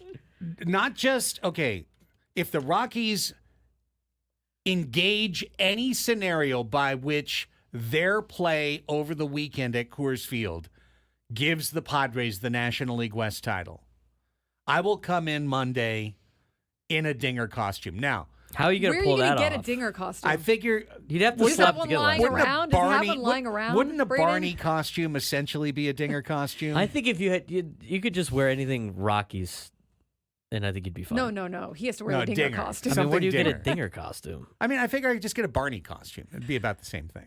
Put some. Close, I guess. And just write Dinger. Put a rocks on it. Dinger. We can look this up. We can effort the Triceratops costume. It's close to Halloween, so. Well, there are Party luck. City could probably come in handy right there. My buddies looked into it before. Again, everybody in the chat thinks I'm like this mascot Why guy. are I'm you the looking least into Dinger costumes? of the mascot. You know why. You could buy Peter the Anteater full on suit for like $300 and be Peter the Anteater. I'm sure they got Dinger costumes. There's got to be available. something Dinger adjacent at least. It's close to Halloween. It makes sense. Yeah, that's what I'm saying. So something Mets, purple. I'll Mets wear beat the something Phillies on Sunday Night Baseball 2-1. Red Sox over the Twins 8-1 and 9-3 as they made up some games from a rainout. Standings. We never really talk about the American League, so I got to get it in here. Not that I'm a big American League fan. I could really care. But the Tigers are now the number 2 wild card team in the American League wild card. Crazy. They had like a 7% chance of making the playoffs at the beginning of August, and they are now at a 65% chance of making the playoffs as they are tied for the second wild card spot with the Kansas City Royals. The Twins are now a game out. Seattle is 2 games out. This race is getting even hotter than expected. The Royals have just. They've lost 7 in a row. Right. They're 2-8 in their last 10. They've lost 7 in a row. Minnesota is lost 7 of their last 10. They've lost 2 in a row. And the Tigers have won 7 of their last 10 and have now won 2 in a row. Tigers, Royals, Twins, and Mariners all within 2 games of each other. Wow.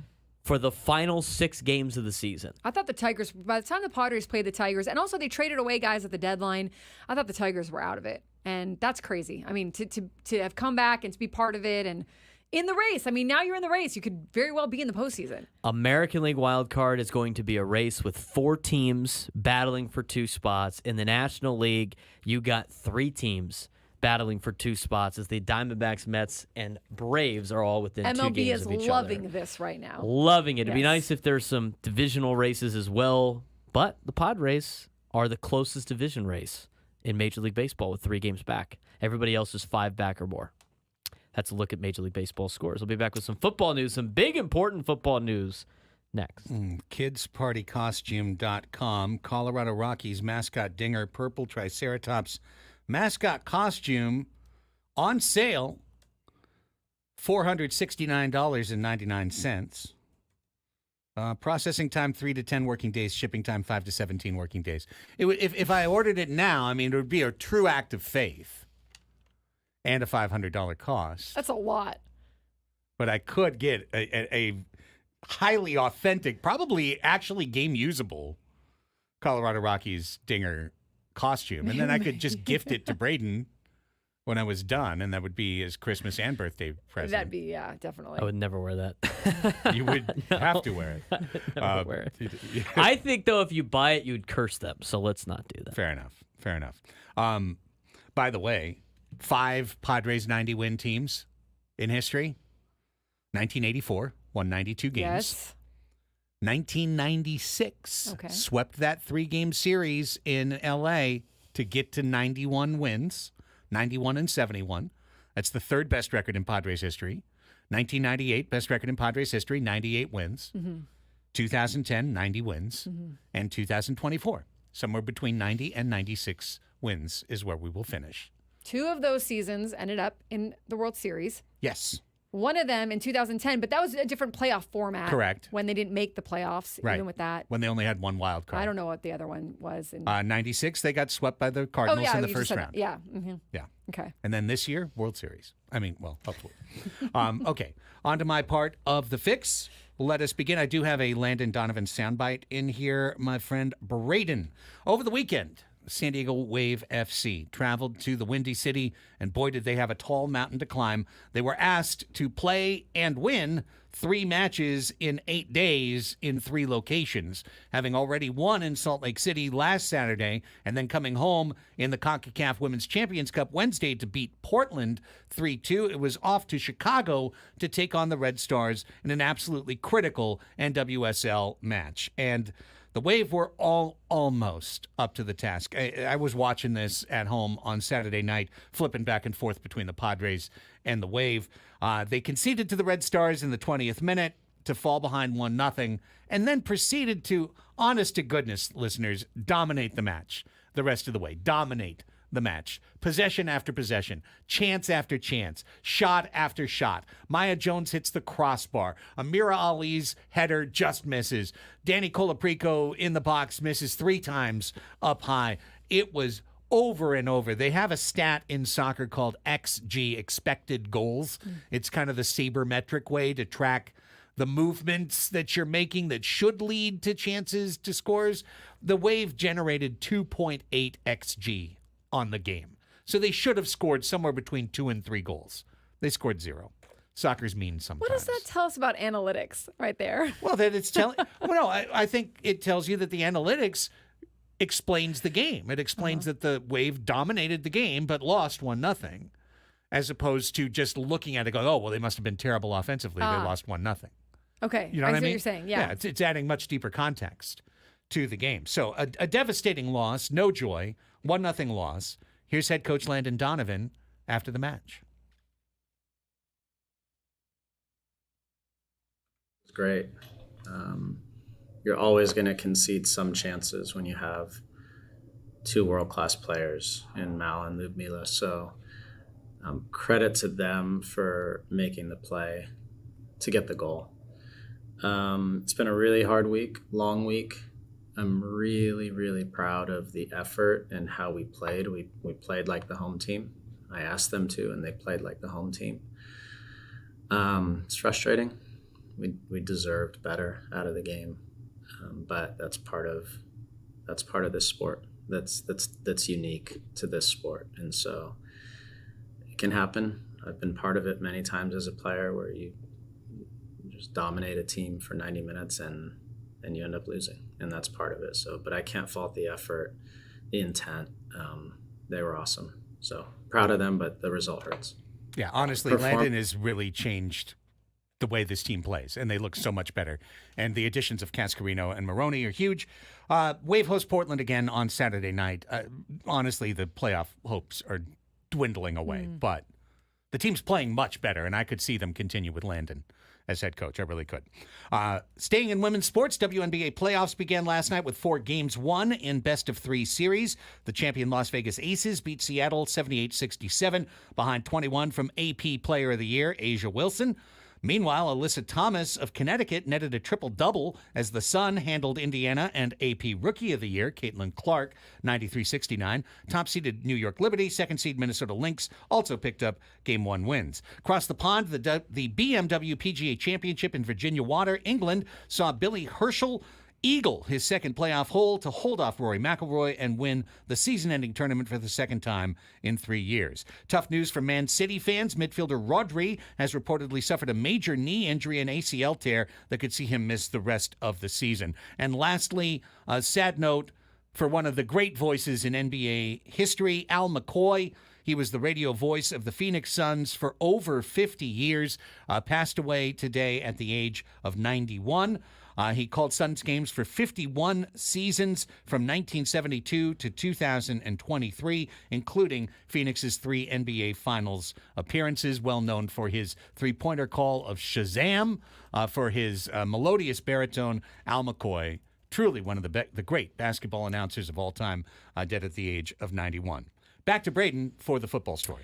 We got some interesting news in conference realignment in college athletics. Memphis, Tulane, and University of South Florida declined offers to join the Pac-12 and will remain in the American Athletic Conference. Pac-12 will now look towards schools closer to its geographic footprint, including UNLV, Utah State, Air Force, and Gonzaga. More to report on that in a second.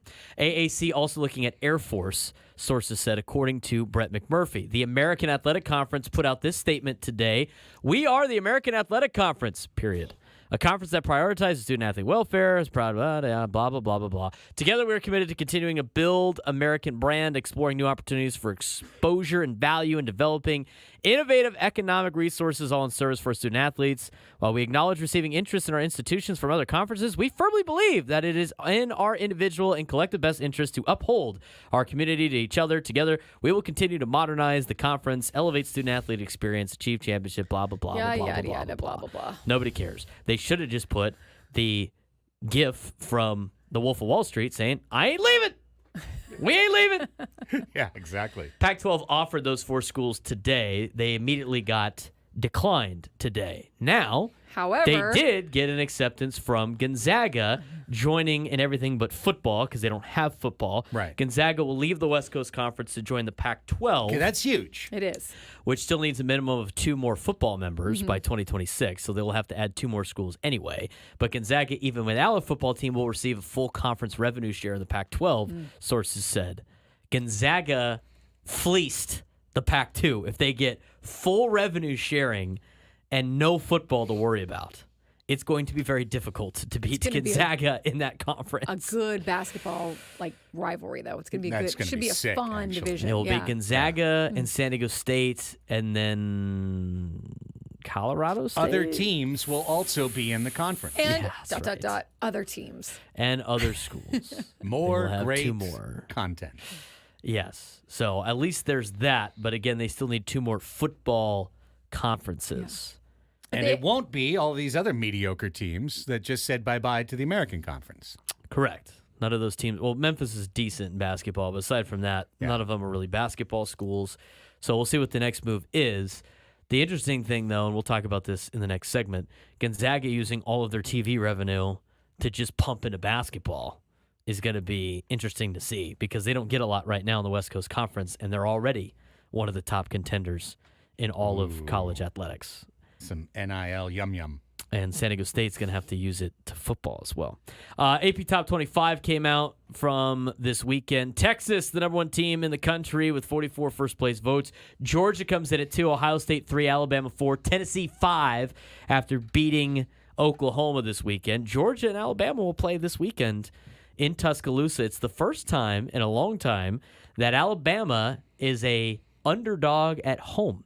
Alabama will be an underdog at home for the first time since 2008 when they take on the Georgia Bulldogs this weekend. Rounding up the top 10, Ole Miss, Miami, Oregon, Penn State, and Utah. Top 15, Missouri, Michigan, USC, LSU, and Louisville. Notre Dame, Clemson, Iowa State, Illinois, Oklahoma State in the top 20. Top 25, Oklahoma, BYU after destroying Kansas State, followed by Kansas State, Texas A&M, and Boise State. That's it for college athletics. As for the NFL, Skylar Thompson suffers painful rib injury and loss to the Seahawks. Skylar Thompson was in as the starting quarterback for Miami after Tua Tagovailoa was placed on the injured reserve for an amount of time that nobody really knows. So now Miami's down to a third-string quarterback, potentially, if Thompson's unable to go. Third-string quarterback Tim Boyle entered the game for Thompson, was signed to the Dolphins practice squad prior to Week 1, and was elevated this past week after Tagovailoa was placed on the injured reserve. McDaniel said Thompson suffered a rib injury and wanted to play through it. Ultimately, the Dolphins will not know the full extent of Thompson's injury until Monday when they get it checked out. He hadn't talked to Skylar as of the end of the game, McDaniel said, but it's a rib injury that was pretty painful, and half of the pain or half of the frustration for him, I think, was he was trying to find a way not to come out of the game, and ultimately it was pretty painful. He fought through it, but we'll get a chance to look at him tomorrow. We'll try to get you some updates on that, but Dolphins down to a third-string quarterback potentially this weekend. Very interesting comments out of Antonio Pierce, who got worked by the Red Rifle this weekend. Antonio Pierce angrily rocked back and forth for more than 5 minutes at the postgame podium. Raiders coach searching for answers in the wake of his team's stunning 36-22 loss to the Carolina Panthers. Pierce was sure of one thing. His team did not show up for its home opener, and he went on some unnamed players in the press conference. Quote, as the game went on, I think there was definitely some individuals that, quote, made business decisions, and we will make business decisions going forward as well. We got our ass whipped. I would have booed us too. Nice. Calling out his team, saying they made their own business decisions. We as the Raiders are going to make our own business decisions. Fired. We will see what happens this week with the Raiders. That's the latest on college and NFL football. But the biggest news, of course, the American Athletic Conference schools said no, and Gonzaga said yes. Let's talk about it more after this break. We're overdue for it, an extended fix, but that's what happens on Mondays when so much big stuff happens over the weekend. We're back to chat through this when we continue with Andy and Elsten on The Fan.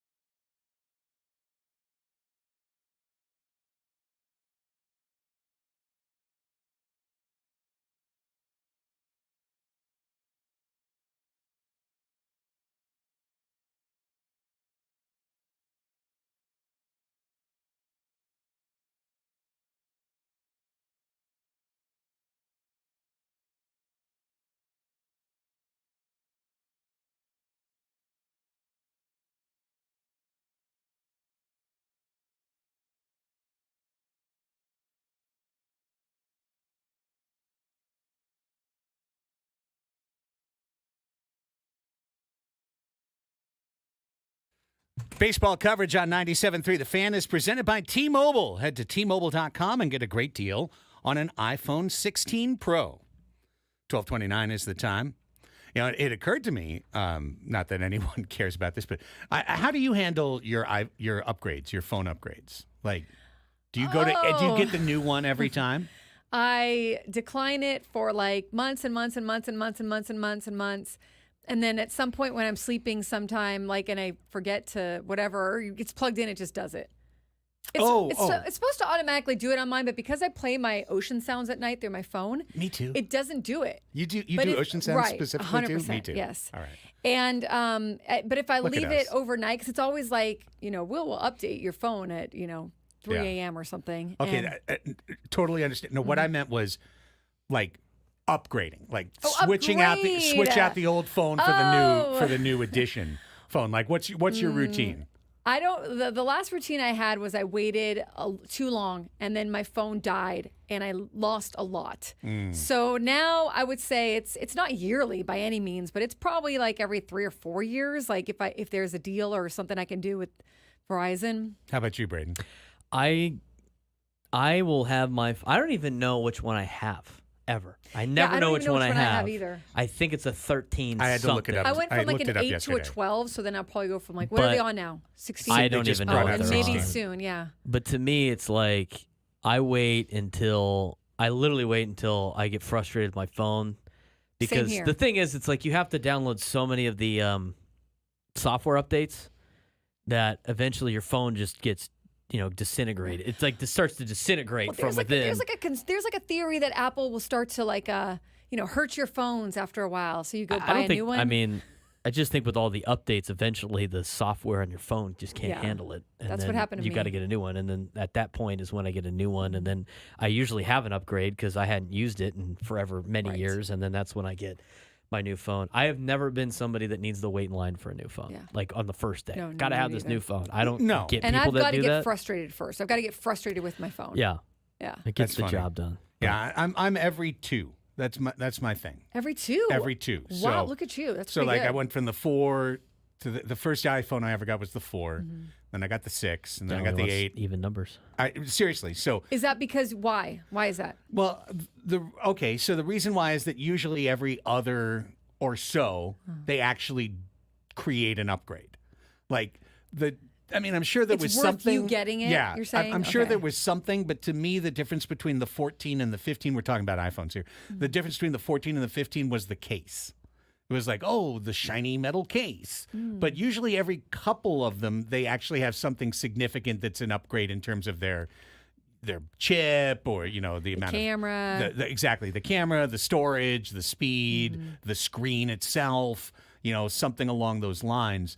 And especially when I was with Sockers, I used it so much for taking photos and taking video that I really felt like at the time the 14 was important to get.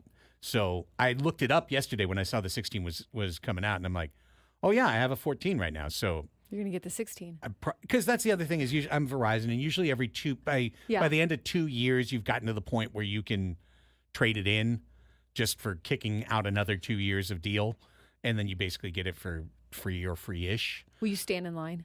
No. Okay. No. It's not important enough to me. I mean, I like the first now, version anyways to like get out to the masses, and then they fix the bugs on it by the time you get it, sort of thing. But I mean, like what you and I are doing on this show, I don't need, like, my phone isn't important to this show. Mm-hmm. You know what I mean? Like it could in some random circumstance be, but I'm not out there grinding, taking photos from the photographer's well using my iPhone or anything, so not as important anymore. But I am checking my account to see. I don't think I'll check it during the break. Okay, when we come, let's get to this real quick because we've got, and then we'll probably talk about it more at 1:00 because Braden's football segment is coming up. Explain to the audience, Braden, why these schools that don't sound, to be honest, like huge ads to the Pac-12. University of Texas, San Antonio, et cetera. Memphis may be a slight exception. Why are these schools turning down the Pac-12 to stay where they are? Well, the biggest decision, obviously, was the fact that in order to leave the AAC, which is the grant of rights contract part of that deal, so you're signed to the contract with the TV companies and everything. It's the big thing that Florida State and Clemson are suing the ACC for, ACC compared to the AAC. Anyway, the exit fee is $25 million per school.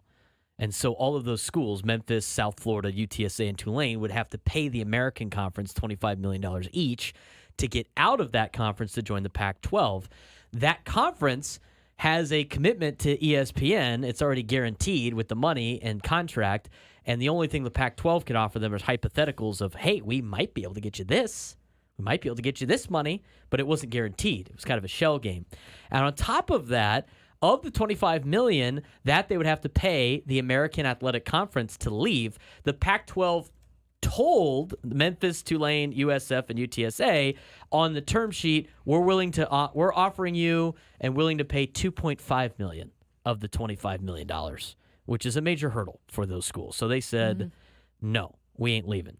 We've had more news come down. Pac-12 has been in serious discussion with Gonzaga, as previously reported. Talks continue but are not resolved. Sources tell Yahoo Sports that has now been confirmed by The Athletic, as well as a couple other outlets. So the Gonzaga to the Pac-12 is not fully done yet. That is still an ongoing conversation of possibilities. They're weighing different options, but it doesn't sound like that's going to be imminent. The last thing that has just been reported 8 minutes ago by Ross Dellinger of Yahoo Sports, the Air Force Academy, which has been linked to the American and the Pac-12, has committed to remaining in the Mountain West Conference, signing or expected to soon sign a new grant of rights deal with financial incentives. Wait, who's this? Air Force. Oh. And the remaining 8 Mountain West schools apparently are all interested in doing the same and sticking together.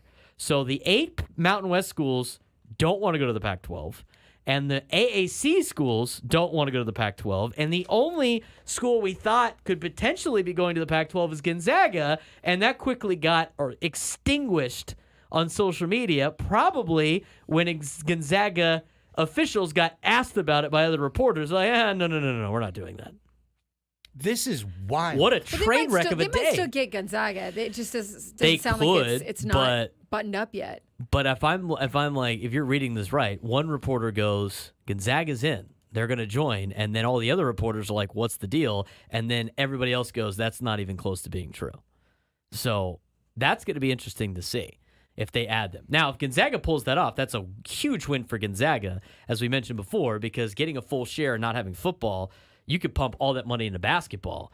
But I'm really interested to see what happens now, because the Pac-2 is striking out at a lot of different spots. I think, honestly, their best move is to start grabbing some of those Dakota schools in the FCS that are legit in sports and give them an opportunity to be a D1 power FBS school now. Okay. Now, I want to just hit reset on this real quick, and I did appreciate Aztecs fans saying, Braden, that you and I were too tough on this decision a couple weeks ago and saying, good on Annie for sticking up for this decision. We dealt with it in real time the morning that it came out. By the next day, I think we settled on this seems like the right move given the field as it stands today, but it is fraught with risk. Well, in the span of 2 weeks, almost all of the schools that were like, oh, well, yeah, Pac-12 can go get X, Y, and Z. Pac-12 can go get this. Pac-12 can poach more Mountain West teams. It's all going to work out. Hold on. Now, American Conference says, nope, can't touch our guys. Stanford and Cal still stuck in the ACC. They're tied to them to 2036. And people are hoping that a lawsuit is going to kick them loose. That's nowhere close to a guarantee. It's not even necessarily a real path that exists. Now Mountain West teams solidify and retrench and say, no, we're holding our conference together. I mean, Braden, we're talking about adding Dakota schools to the Pac-12? That might be their best option right now. I mean, because, again, at the root of this, you repeat your history if you don't learn your history. The Pac-12 dissolved because with the Pac-12 network, with all the infrastructure, with all the stuff that we're coveting now, as San Diego State fans, they couldn't get a TV deal. And the fact that they didn't get a TV deal is why everybody left to different conferences. Now what we're being told is that it's going to be better for a TV deal for the Aztecs to be in the six-pack. And we're talking about adding Grand Forks? And that's going to help the TV? Are you kidding me? Well, none of these answers, even like the best case scenario with some of these schools of if they got the American schools and they got Gonzaga, it still wouldn't have been worth a major TV contract. In fact, Washington State's president said they're looking for $10 to $15 million per school, which any of those schools, I doubt they're going to get that kind of money. But even that kind of money, you're still... Here's the thing that really, I keep going back to J.D. Wicker's comments about being at the little kids table in a big conference. Does he understand that do we understand that even though they're getting the same amount of money as the other teams in their conference, and even if they win their conference, they're still playing at the little kids table when they go to the big dance because they're going to have their $10 million, even though it's equally in their conference, and they're going to have to compete with schools that are getting upwards to $50, $60, $70, $80 million a year and compete with them at a high level. I mean, to me, it's like you're still at the little kids table. You're just with, you just have more kids sitting with you at the little kid table instead of being there with only a couple of, friends at the table. That doesn't make sense. Pete Thamel did report this recently, this morning. Mountain West is making a significant push to keep its core of 8 schools together, which includes one-time payments of guaranteed money to the schools. Those include large payments to both UNLV and Air Force, which have drawn interest from other leagues.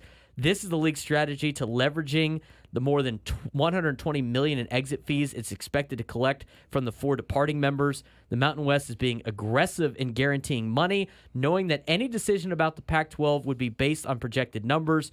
Part of the Mountain West Conference pitch is that they'd guaranteed no schools take a step back in media distribution and they'd avoid exit fees. So they're enticing the pot, basically going, we're going to take the $120 million that Boise State, Colorado State, Fresno State, and San Diego State have to pay and distribute those and pay you guys to stay in the Mountain West, and it sounds like it's working. But they have until 2026. To be fair, they have until 2026 to figure this out.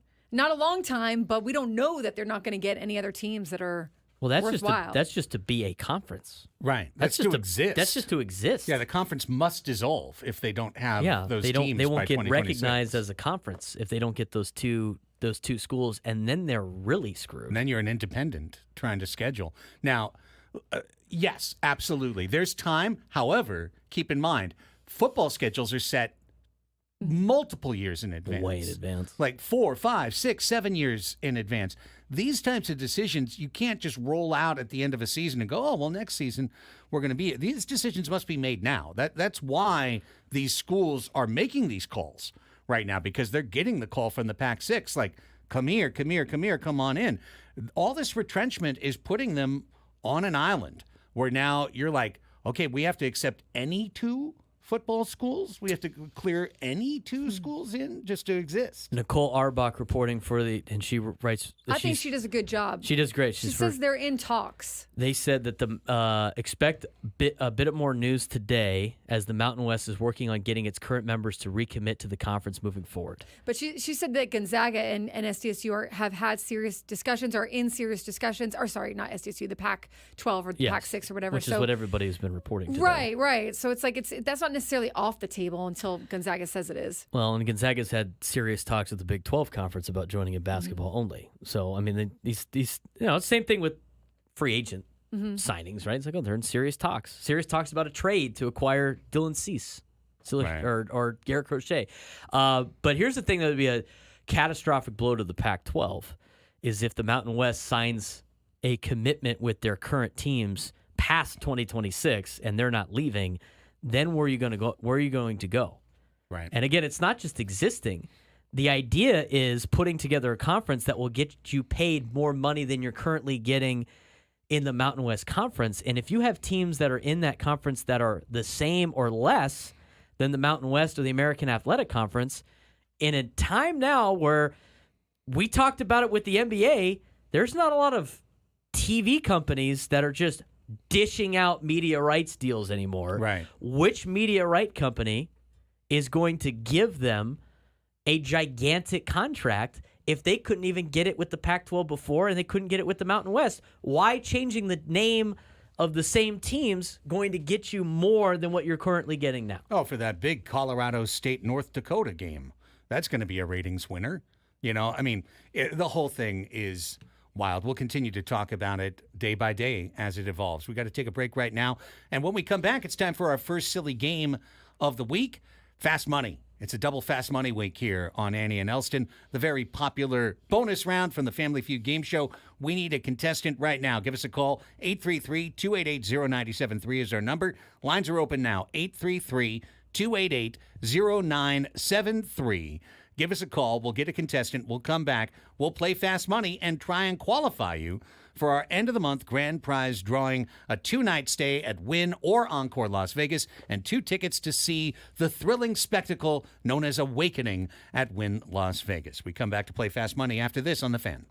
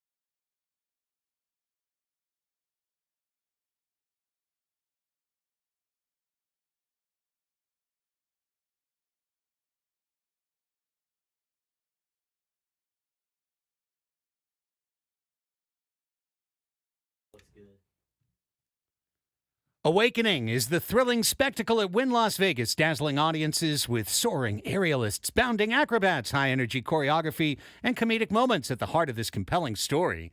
A hero must confront the forces of light and darkness in a quest to save the world. Tickets are on sale now at awakening.com. Most epic read we do every week. It truly is. Well, every day, Monday through Friday, we give you a chance in this time slot to qualify for our monthly drawing. We do so with today's silly game, and that game is Fast Money.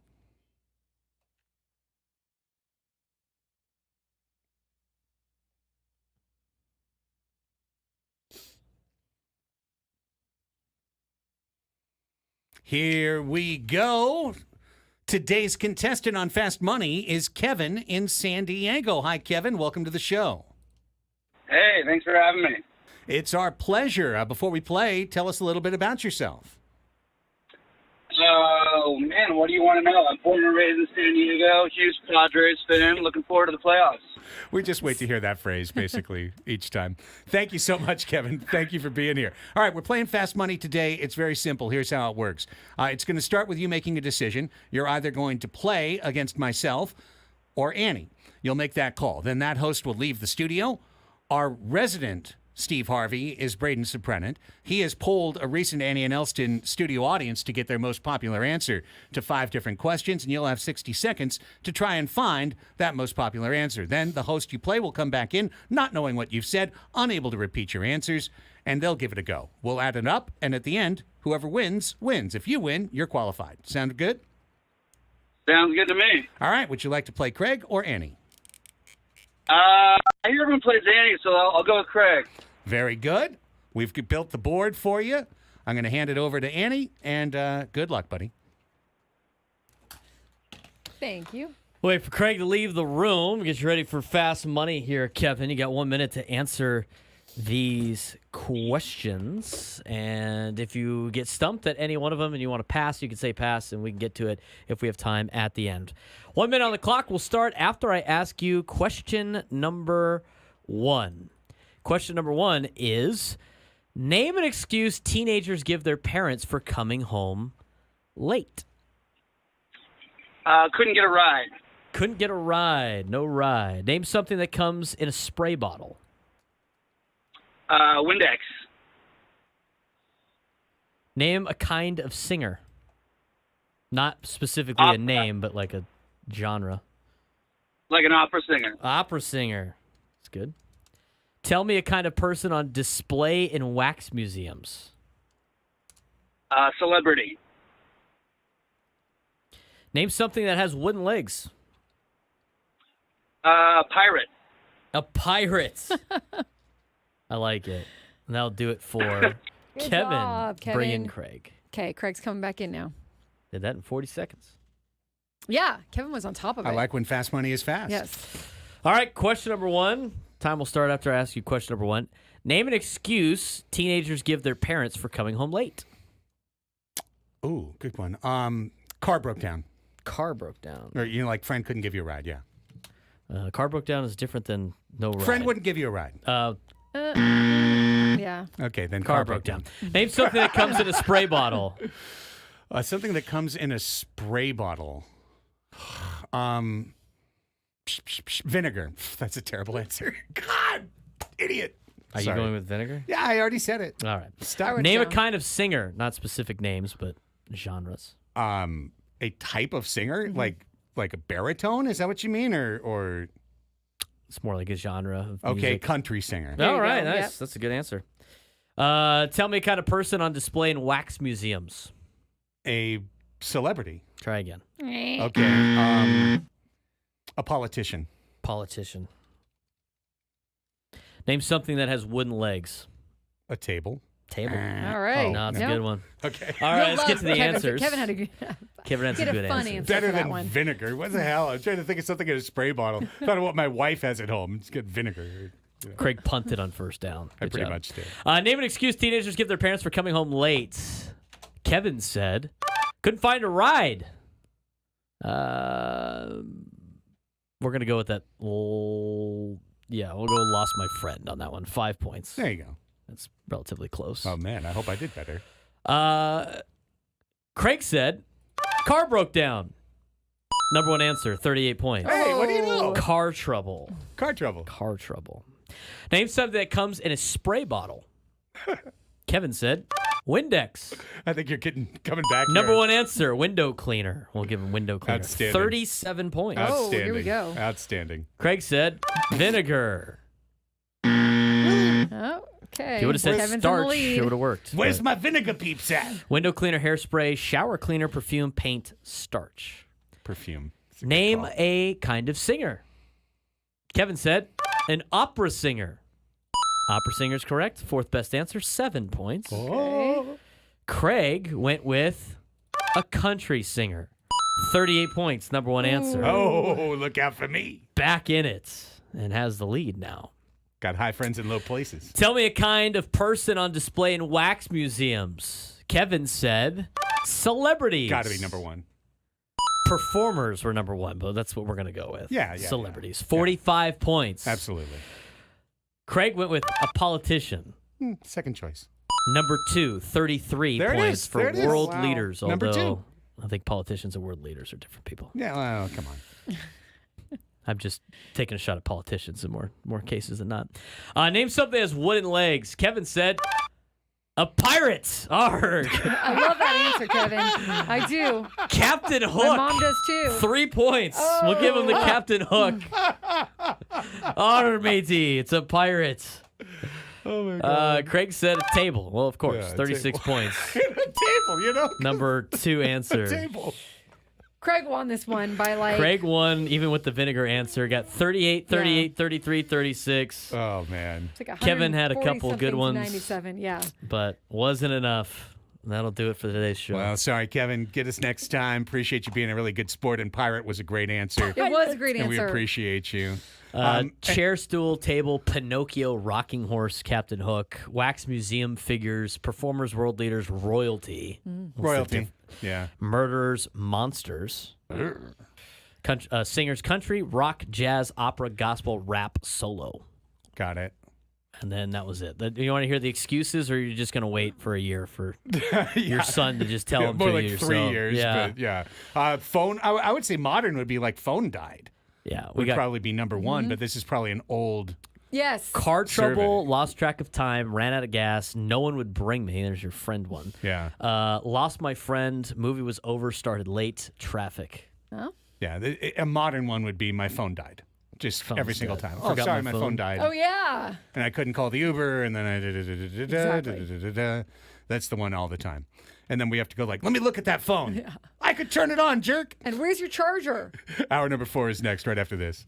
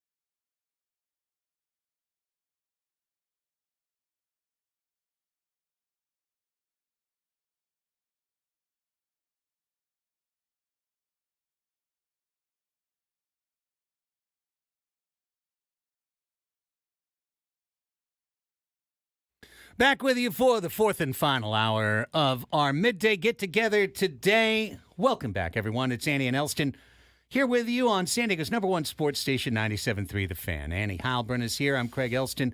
Together with Braden Suprenant, we are all in our Odyssey studios. Hour 4 of 20 this week. What an exciting week it is. The playoffs essentially begin now for the San Diego Padres, but in the best kind of way, in the sense that you can win out, win the National League West, guaranteed to get a bye, and do something that, how many Padres teams have won the division? The 92 team won the division, 96, 98, that's it. Be the fourth division winner in the history of Padres baseball. We have 5? 4? The 5? fifth 90-win team didn't even make the playoffs. That's right. 2010. So 84 won the div, 96, 98. Oh, you're talking about 90-plus wins that have won the division? Yeah, just winning. Oh, wait, no, I'm so sorry. You're division. right. 2005, they won the division at 82 and 80. They did it in 2006, they won the 05, division. 06. Okay, so They only had sixth 5 times. division winner. Sixth division winner in franchise history. Before 2020, they'd never made it as a wild card. So, I was at 5. I think they made the playoffs 5 times before 2020, so they have 5 division championships. That's exactly right. That's exactly right. Thank you for that extemporaneous correction. So trying to be the 6th team. You can do that. To hang the banner over there at the Western Metal Supply Building, yeah. Yes, and to dethrone the Dodgers in their billion-dollar season. What a coup that would be, because the Dodgers have been ahead for the entire season. They spent all that money in the offseason. They got some of the game's best players, and then they have just really not lived up to all the hype and all the expectation. And part of that is injuries, for sure. I mean, I know we talk about injuries with the Padres, and they're totally valid.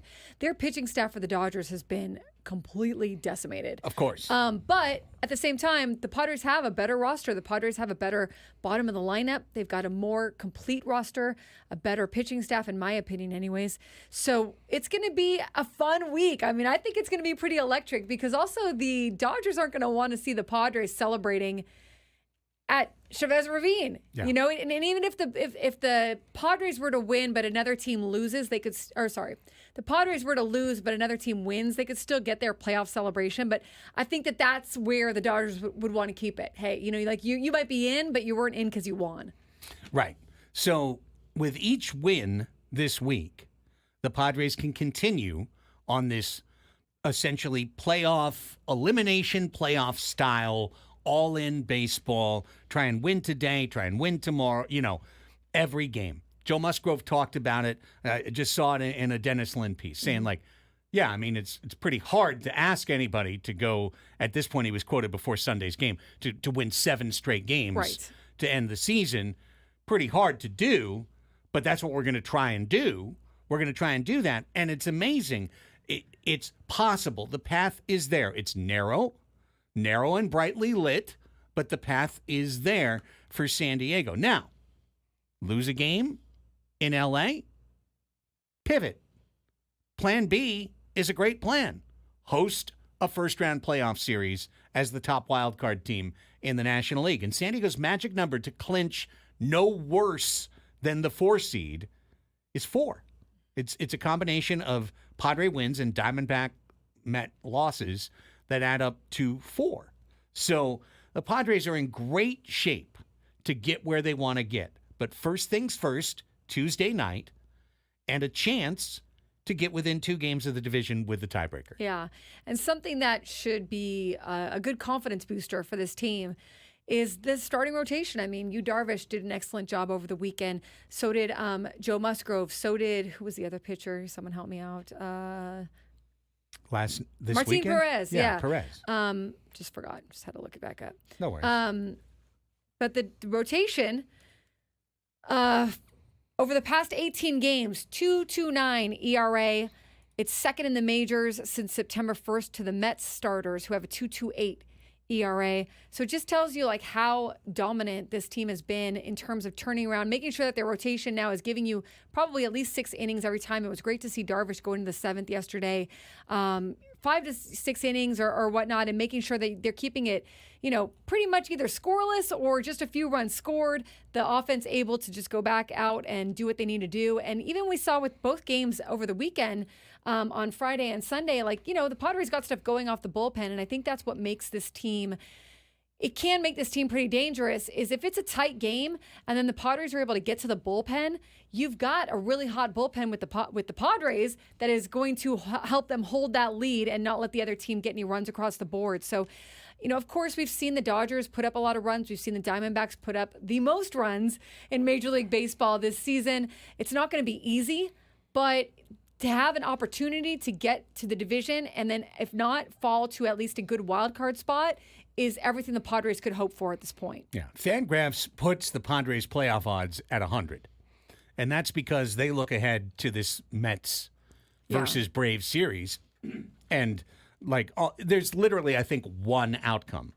Literally one outcome where all 4 teams play 24 results in an exact order that allows a 3-way tie at the end of the year that keeps the Padres out of the playoffs. That's why they haven't popped champagne, yesterday inside the Padres clubhouse. But the Fangraphs win division odd for the Padres is up to a season high of 8.9%.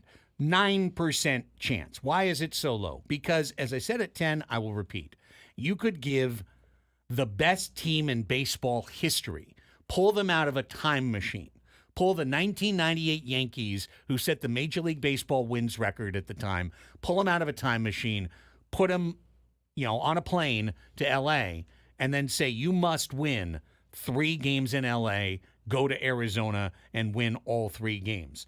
And the 1998 Yankees would be an underdog to do that. The 2001 Mariners would be an underdog to do that. The 84 Tigers would be an underdog to do that. It's not expected. You can't expect it. But they could do it. It's a thin, narrow, brightly lit path. But they could do this, and it starts Tuesday night. It's very exciting. And the clubhouse wants it. The clubhouse wants to win the division.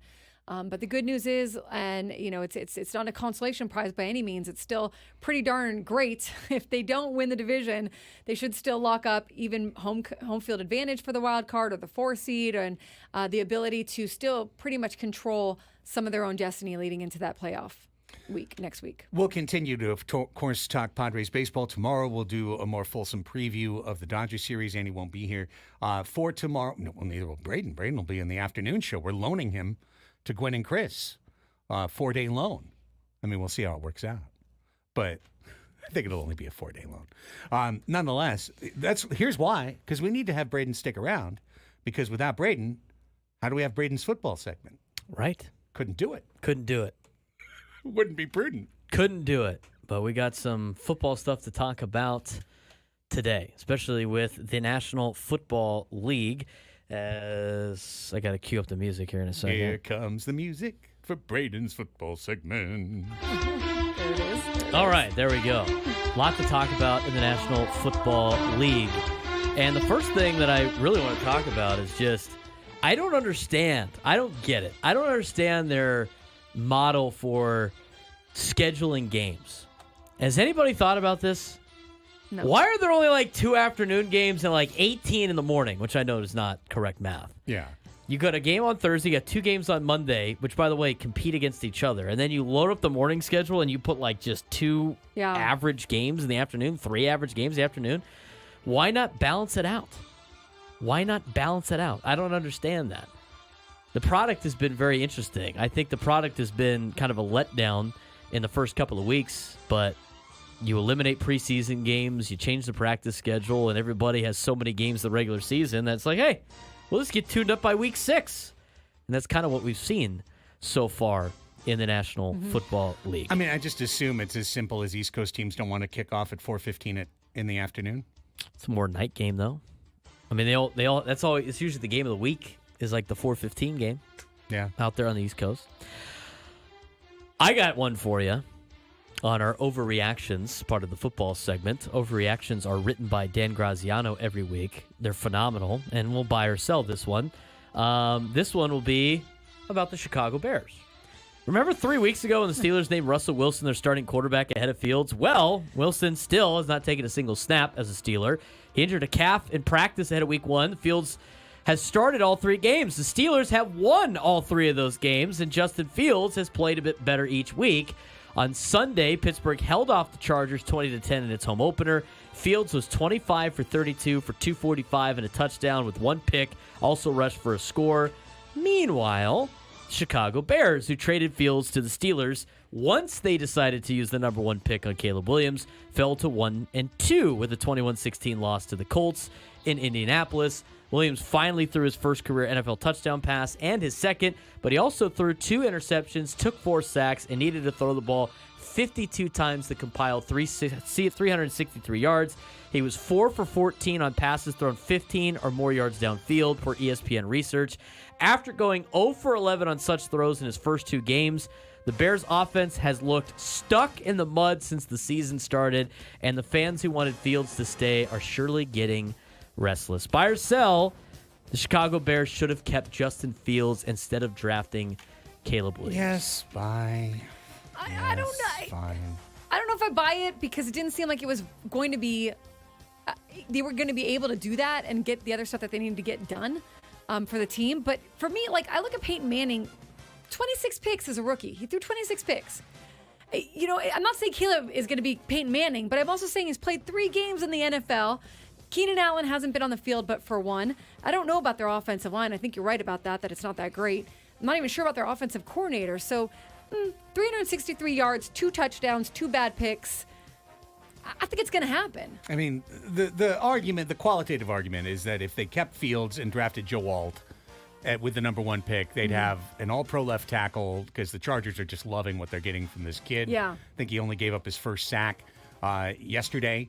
So you could have that with Fields, and you'd have a more balanced team.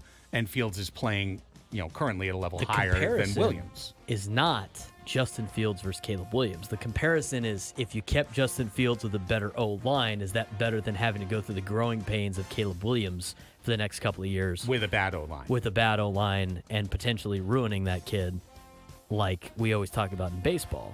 Caleb Williams threw for 363 yards. That was pretty good. He still needs to work on stuff down the field. It's going to take some time, but that's not what the discussion is. The discussion is if they would have kept Justin Fields and drafted Joe Alt and been able to put together a line because they had the quarterback that they invested in with the surrounding it, they'd probably be in a lot better spot than having Caleb Williams have to learn on the fly as a quarterback. So it's not the comparison of Caleb Williams versus Justin Fields. It's the environment around with those 2 things. My dad said it best, and I totally agree with this. They got rid of Justin Fields for another version of Justin Fields, just the younger version of Justin Fields. Yeah. And he's a little bit bigger. But it's essentially they drafted the same quarterback over again, and after going through all the Justin Fields growing pains, they shipped him off to Pittsburgh and they re-signed up to go through rookie growing pains again. Right. What are they? It doesn't make any sense. Well, I watched some of this game, and it was pretty frustrating to watch, I'll tell you that. There's a lot of things that Caleb Williams is used to getting away with in college he's not getting away with now, and he's going to have to learn that, and that's going to take time. So I don't know why the Bears signed up for that. What do we got here next? They are. Giants. Oh, God. The G-Men. Giants' first-round rookie wide receiver enjoyed another brilliant outing in his team's victory over the Browns, which all of started very poorly for the Giants. They fumbled the opening kickoff, and Cleveland scored on the next play. Neighbors had 8 catches, 78 yards, 2 touchdowns, what turned out to be Jones' best game of the season. Giants like giving the ball to Neighbors so much that they gave him 2 rushing attempts and also let him throw a pass. It wasn't very good. It was incomplete, and they tried to throw it. Well, the problem is he's trying to throw it to Daniel Jones. I don't like the role reversal there. No. Sunday's performance only built off the 10-catch, 127-yard, 1-touchdown day Neighbors had against Washington Week 2. Neighbors is electrifying, he's acrobatic, he is rightfully the focal point of the Giants' offense, more exciting player that they have had, most exciting player they've had since the early days of Odell Beckham Jr. Giants drafted Neighbors with a 6th pick in hopes he would provide Jones with the kind of wideout he'd yet to play with in his first 5 years in his NFL career, and the early returns indicate they might have been right.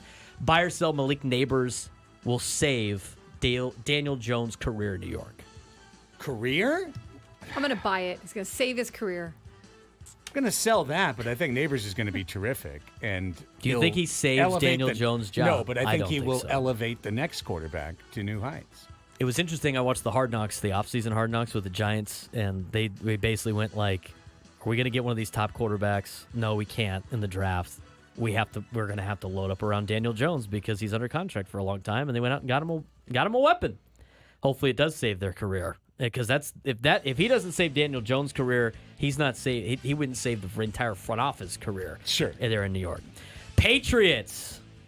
Is it time to start Drake May? New England's offense opened week 3 with a lifeless performance against the Jets on Thursday night after a surprise victory over the Bengals in week 1, just because they wanted to eliminate a lot of people's survivor picks. Yep. Patriots lost 2 in a row. They looked non-competitive against the Jets. They managed 139 yards of offense. Jacoby Brissett, 12 for 18, 98 yards. Drake May actually came in toward the end and made his NFL debut, completing 4 of 8 for 22 in garbage time. May showed more promise than in the preseason than Brissett did, but the Patriots wanted to open the season with Brissett as the starter, so not to rush Drake May into action too soon and risk botching his development. It was a sound logic, but the way it's going makes you wonder how long they're going to continue with Jacoby Brissett before they go to Drake May. Buy or sell, it's already time for the Patriots to start Drake May. Yes, buy. I buy that too. Buy. But should they? Why not? They could have started in week 1. It's kind of that. Rip the Band-Aid off. You know what I mean? It's that false hope at the beginning of the year that you're going to be an okay team, like the Matt Castle dreams. Like, oh, we're going to have Matt Castle, and he's going to game manage us to 10 wins. Like, Jacoby Brissett isn't going to game manage you to 10 wins. You might as well rip the Band-Aid off, play the young starter, suffer through the year you're going to have, and be better next year. They've had a different left tackle start the last 3 weeks. Do you want to get your prized possession destroyed? Well, maybe you just take the lumps and just go, Jacoby, you know what? Here's the ball.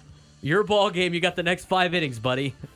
That might be what they do just to keep their kid healthy. I mean, that's good context if the tackle sucks. Left tackle and left guard are out, so that's not good news. Carolina Panthers looked really good.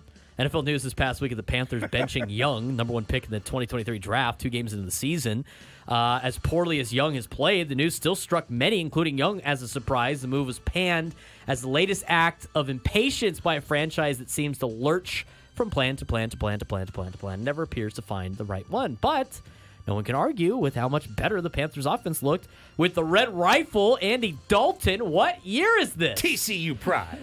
Dalton brought the only good thing about TCU athletics this weekend, Andy Dalton. Dalton brought high-profile offseason addition Deontay Johnson to life. Thank you. I have him in fantasy. Had a 21-7 lead at halftime and route to a 36-22 victory in Vegas. Dalton's performance made him the first quarterback in the league this season to throw for 300 yards and 3 touchdowns in a game. You heard that right.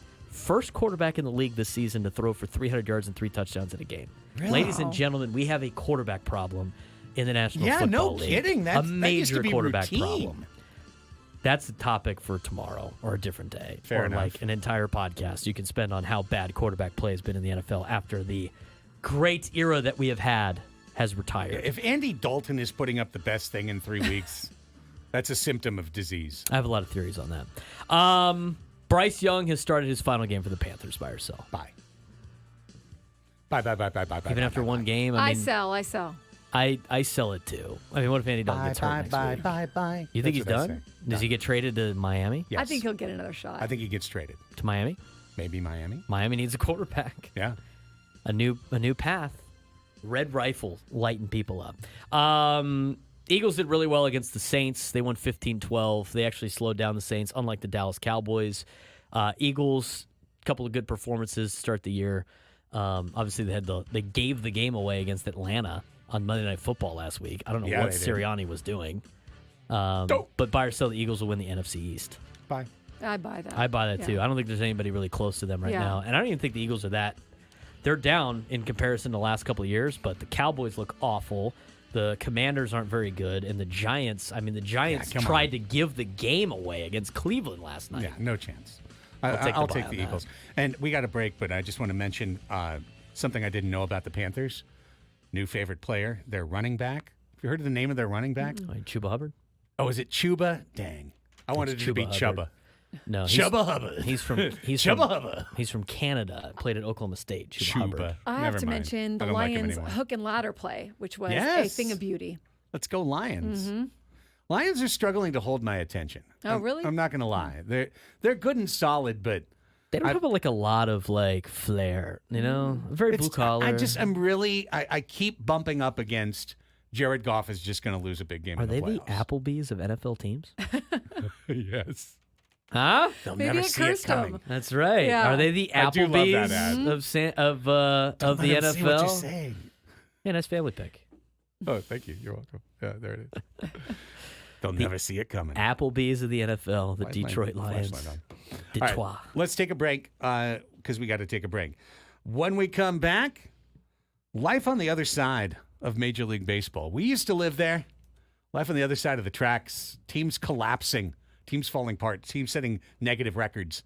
We get to all of that on Annie and Elsten. Talking Padres baseball with you on The Fan.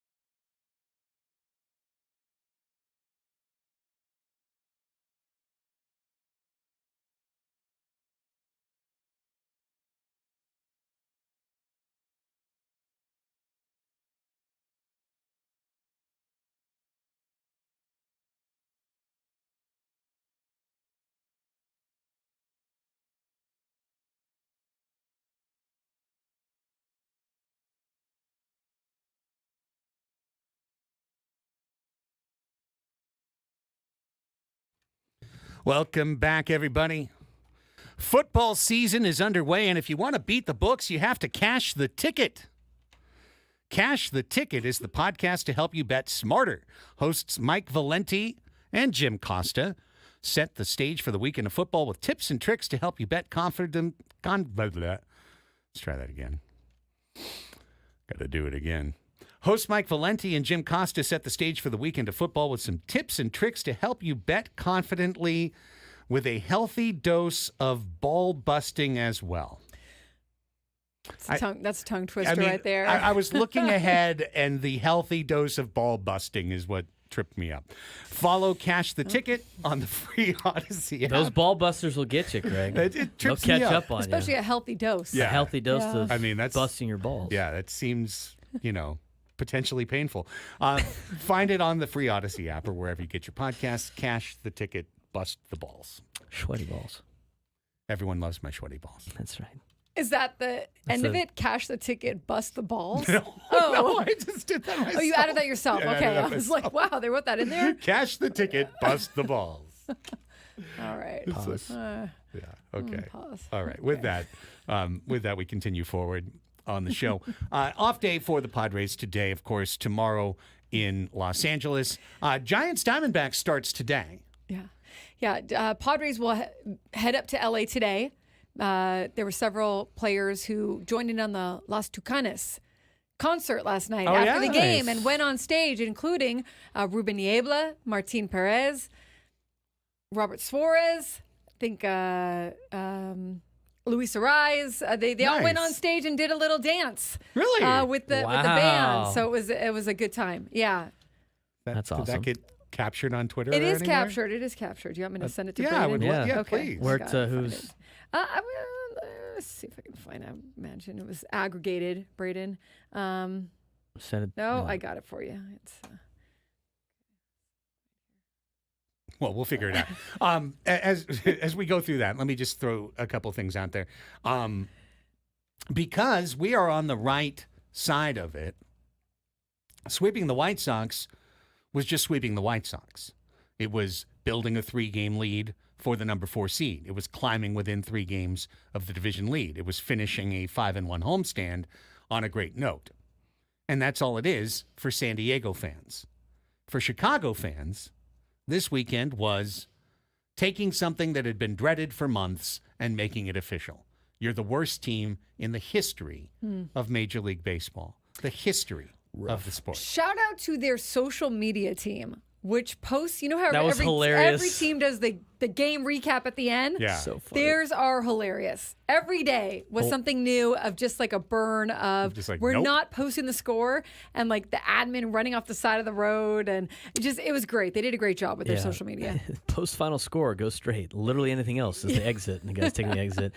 One of them was like, if you want to see the score, go to the MLB, MLB Yeah. app. Yeah, score fun with it. available on We the scored MLB app. less runs than they did. That's all. I felt like they were a team that was trying, that was doing what they could. They just aren't very good, and they don't have the roster. And it's been a hard year. And when it's a hard year like that too, you expect everything to go wrong. Oh, here we go with the video. There's your dancing. Okay. There's Ruben on to the far right. Yep. He kind of shrinks away. There he is. Ruben, Ruben, little clappy clap, not exact.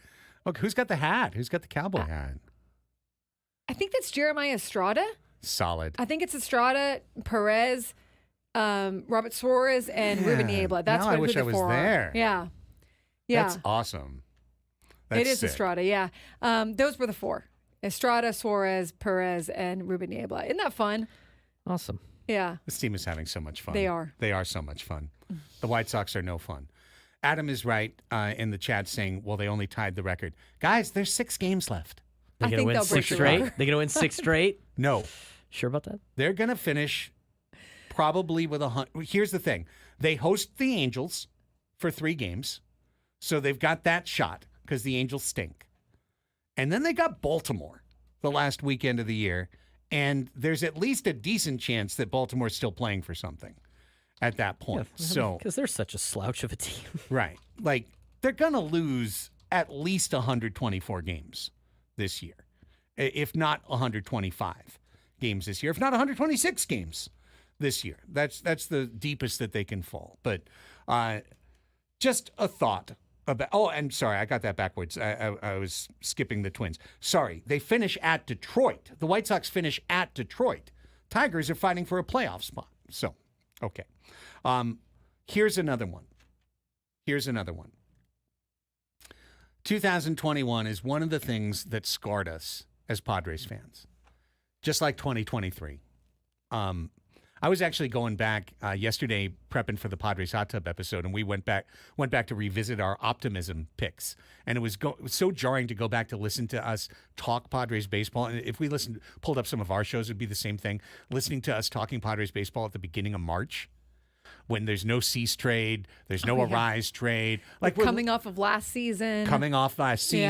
Like literally conjuring scenarios like, can Jairo Iriarte generate a WAR for this team this year? Can Adam Major generate a WAR this year for this team? Like, it's crazy to see how far things have come. But one of the scars that we hold that made the last month as anxious as it could be, which wasn't very anxious because the team's been great, is 2021, when the team was brilliant, well over 20 games over 500 at the end of August, and then completely collapsed and went 12-34. Didn't make the playoffs. Right, down the stretch. Finished with a losing record.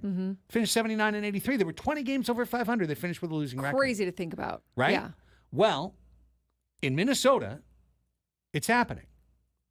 Not exactly the same, but it is the 85% version of Padres 21. On August 17th, which was right before the Twins came to town, they beat Texas, and they were 17 games over 500. 17 games over 500. I mean, you're feeling really good at that point. You're feeling like your team is doing really well, and even if you lose some games, you're going to maintain a good enough lead. Yeah, you're like, we're a playoff team. Yes. We just have to finish out to see where we land. 17 games over 500 is a good team. I mean, you're doing really well. 100%. Yeah. 100%.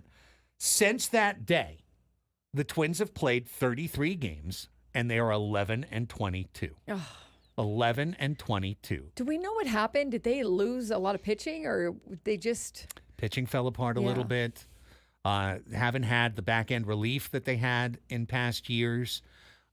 Offense has been real come and go. A little stagnant, yeah. Twins have been super streaky all year, right? They've always got all these dudes that are hurt. Royce Lewis, Buxton, like, are they there? Are they hurt? Are they this? Are they that? And they are having that Padres 21 style collapse where everything's going wrong.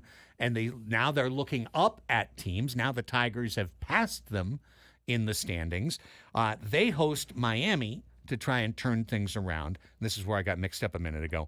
And then they host Baltimore. So they've got 6 games at home. Miami, still playing hard. You know, they've beaten good teams their last couple series, at least one game. Baltimore, could be really tough. But this is last stand time for the Twins. And, oh, by the way, there's another team in the American League free falling right now, and that's the Kansas City Royals. Yeah, I think it's 7 out of 8 that the Royals have lost. They were on such a good streak, too, and their pitching has been so good, and it just did not seem likely that they were going to collapse at the way that they have, but they have just not had a good September at all.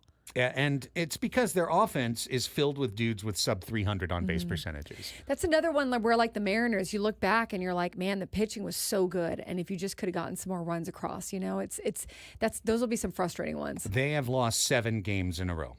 The Royals. I mean, not what you want to be doing when you're trying to win a wild card spot and get into the postseason. And you don't want to be losing on a 7-game losing streak. Here's another thing. In their last 5 games, the Royals have scored a total of 4 runs. They've scored 4 runs in 5 games, including getting shut out back-to-back by the Giants on Saturday and Sunday. They scored one run all weekend against the Giants. And they didn't face Webb. They faced Snell. Snell shut him out. They didn't face Webb.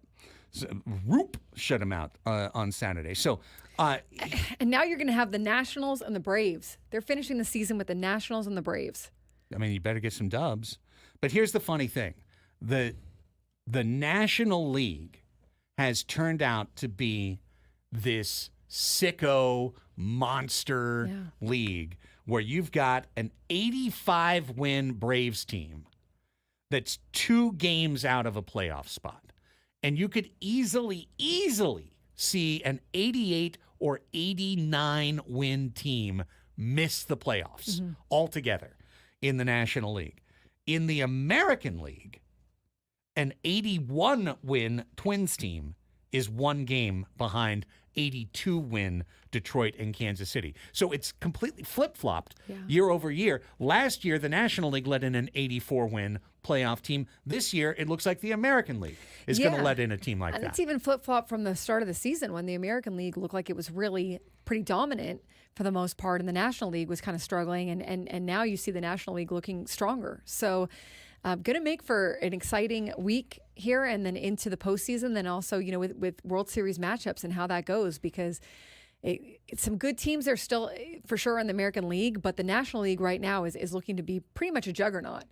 I mean, the National League playoffs are just ridiculous. Right. Like to win the National League, to get into the World Series as the National League leading team, you're gonna earn every single inning of that because the teams you're competing against are pretty much just as dominant or have been just as dominant throughout the season. It's just wild to see, but it's going to be a fun week to follow. Imagine the anxiety you'd be feeling as a Royals fan or a Twins fan right now, or even a Diamondbacks fan right now. Yeah. With the Braves. Mets doing as well as they've been doing. Yeah. Mets, you've been rolling for 3 months. You're still 2 bad games away from, believe me, the Mets, who remember, they were the dominant team 2 years ago. And then the Braves in the second to last season of the year swept them, took the division away from them, dropped them into the wild card where they played the Padres and lost. That Mets team was way better than this year's Mets team. But this year's Mets team could see the exact same thing happen. They could go to Atlanta, drop these 3 games, fall out of a playoff position going into the final weekend, and be on the outside looking in. Right now, they're the 5 seed. Mm-hmm. It's hanging by a thread for sure. It's very precarious. You don't know exactly how it's going to turn out. There's no sure wins right now. Our team that is going to be very dominant because they're all fighting. They're all fighting pretty hard and pretty well. And then you look at the Padres, and I mean, gosh, I know you said this, and we've said it many times on the show. They were 50 and 50, 50 and 50, and now they're 90 wins. They're 40 and it's 16 crazy. cents. I'm just waiting to repost that tweet on Sunday. Because I put that tweet up after 100 games, and I remember some people giving me crap about it. Like, I'm so confused. I'm like, this is one of the classic baseball sayings of all time. Every team's going to win 50, lose 50, and it's what you do with the other 62. And then we took it so literally that we won 50 and lost 50, and now we're dealing with the other 62 in the best way possible. Yeah, absolutely. I mean, just completely showing up and showing out since the All-Star break. Let's take our last time out of the show. When we come back, time to ask us anything. We're going to open up the phone lines. Let's do it right now. Hang on. Let me turn the key. Okay, did it. 833-288-0973. Do I have time to do that again? Okay, I'll do it real fast. No. No. Such a troll, this guy. You are. It's probably written for Ben. He doesn't get a chance to. Got it. Woo! Got it. Zinger. 833. You're so proud of yourself too. What do you think That's about the that, thing. Ben Higgins? Yeah, but Zing Ben's bong. probably Huh, buddy? reading an ad right. that was written for him. That's right. Mm-hmm. Zing! Zinger. 833-288-0973 is our number. 833-288-0973. Give us a call. You've got 8 minutes to call the show. If you do, we'll take your call. We promise. All we ask is that you have a question ready, fired to go. Ask Us Anything is next on The Fan.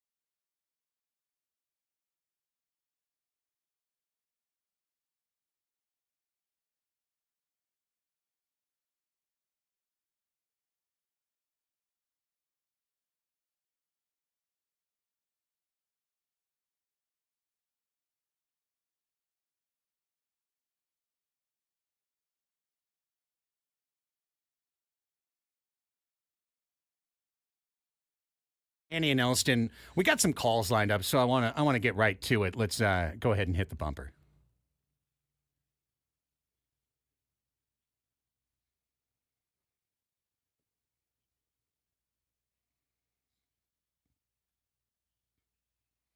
Here we go. 833-288-0973. We got a couple quick questions we can knock out in the chat, though, as well. Alex asks, what did Don and Mud mean when they say a ball is peppered? Means it's hit hard. Yeah, it's hit hard. And they do, isn't a pregame exercise peppering? Yeah, pepper games, that's what quick tosses back and forth. Oh, yeah, or I thought it was like ground balls and line drives, and you're spraying, kind of peppering it all over the field, or peppering it to the other guys who then throw the ball back in. Plain pepper's just hitting it right out of infielder right in front of you. And then the infielder throws the ball and back in or whatever, right? Hitting it against the fence. Yeah, but it's like hard ground balls. Yeah. So that is literally where it came from, was the pepper game. Because they're peppering the ball. Because what is pepper? It's spicy. A little spice. Yes. A little pepper. I did a quick Google. The reason it became known as pepper was that the batter was peppering his teammates with the baseball, sprinkling the ball to them. So like sprinkling pepper on something. There you go. Also, Adam asked, who was the dominant athlete or prominent athlete during your high school years?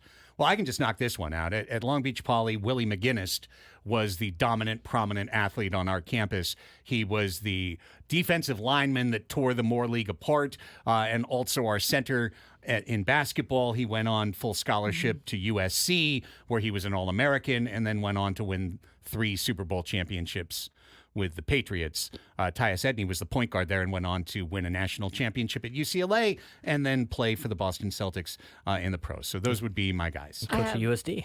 0 of those guys or anyone to tell you about from my time at Valhalla, but at least during my years. But Adam asked, why can't why can't you play pepper games at some parks? Apparently because they don't want you to wear out the grass. Like they don't want all the wear and tear on the... That used to be like printed on the back wall. No pepper games. Or maybe they don't want you to... Well, sometimes they hit it against the fence and you destroy the fence. No pepper games. Also, young people can get hurt not knowing how to feel. Yeah, for sure. Here's Scott in Rancho Bernardo on the phone. Hi, Scott. Welcome to the show. Ask us anything. Hey, guys. Shout out to my brother, Brad from Escondido. Hey, if you have dinner with 2 baseball players, living or dead, who would you have dinner with and why? 2 baseball players, living or dead. Tony Gwynn and Ted Williams, and I'm just going to sit there and listen. Yeah, that was like the documentary they had on those guys. Yep. That's the first thing that popped into my head, too. That'd be interesting. 2 baseball players, living or dead? And you go out to dinner with them. I would want Tony Gwynn and Jackie Robinson. Oh, that's a good one, too. It's a good one, too. It's brilliant. Babe Ruth and Jackie Robinson would be pretty interesting. Cool, too. Babe Ruth would be interesting. Did you actually call your shot? Right. Here's Danny in San Diego. Hi, Danny. Ask us anything. Hey, guys. I'm a big vibes guy. You guys pass my vibe check. What's the quality in a person that automatically passes your vibe check? Humor. Humor's pretty good. That would be it for me, Danny. I can see your heart as a person if I can see that you laugh, and your laughter isn't just born out of cruelty. If you can find humor in the world, you're probably going to be a good egg. How about you? I feel like humor would be the same. Like I think it's like if you can laugh with someone or you've got witty banter, there's probably going to be a good time. Not being fake, being real. There's a lot of fakeness in this world nowadays. Yeah. There being is. real. That's a good point. Keeping it 100. Yeah. Standing on business. Standing on business. Just being real. Say what you mean what you say. I like it. I agree. There is a lot of fakeness in the world. Here's Johnny in San Diego. Hi, Johnny. Welcome to the show. Ask us anything. Or not. Or sit silently and disappear. We wrap up with Derek in La Mesa, my hometown adopted. Hi, Derek. Welcome to the show. Ask us anything. Going great, man. Thank you, sir. If you could own any professional sports franchise, which one would it be? Keeping in mind that it's not just about the money and the value, but you actually have to live in the community in the location where the team is. Holy cow! What a question! I don't know. What a question! If you could be in one franchise, I'd buy the Chargers and bring them back. Yeah. Oh wow! Okay. I'm with Braden. That's pretty simple. If I can't move the team, it's the Dallas Cowboys because DFW area is nice. Plus, you're it's going to the make most valuable franchise. $1 billion. But I mean, San Diego's San Diego, so true. You know. But if I can't move them, then I have to pick something an else. incredible and I question. don't like Los Angeles, so. No, you bring them back for sure. Childhood me says the Lakers. God, it would have been incredible to own something like a Manchester United for all of the history. That'd be pretty incredible. I got to think about it more. Great question, Derek. Going to have me thinking on my whole drive back to La Mesa. All right, Annie off tomorrow. Braden is going to be on with Scrabes all the rest of the week.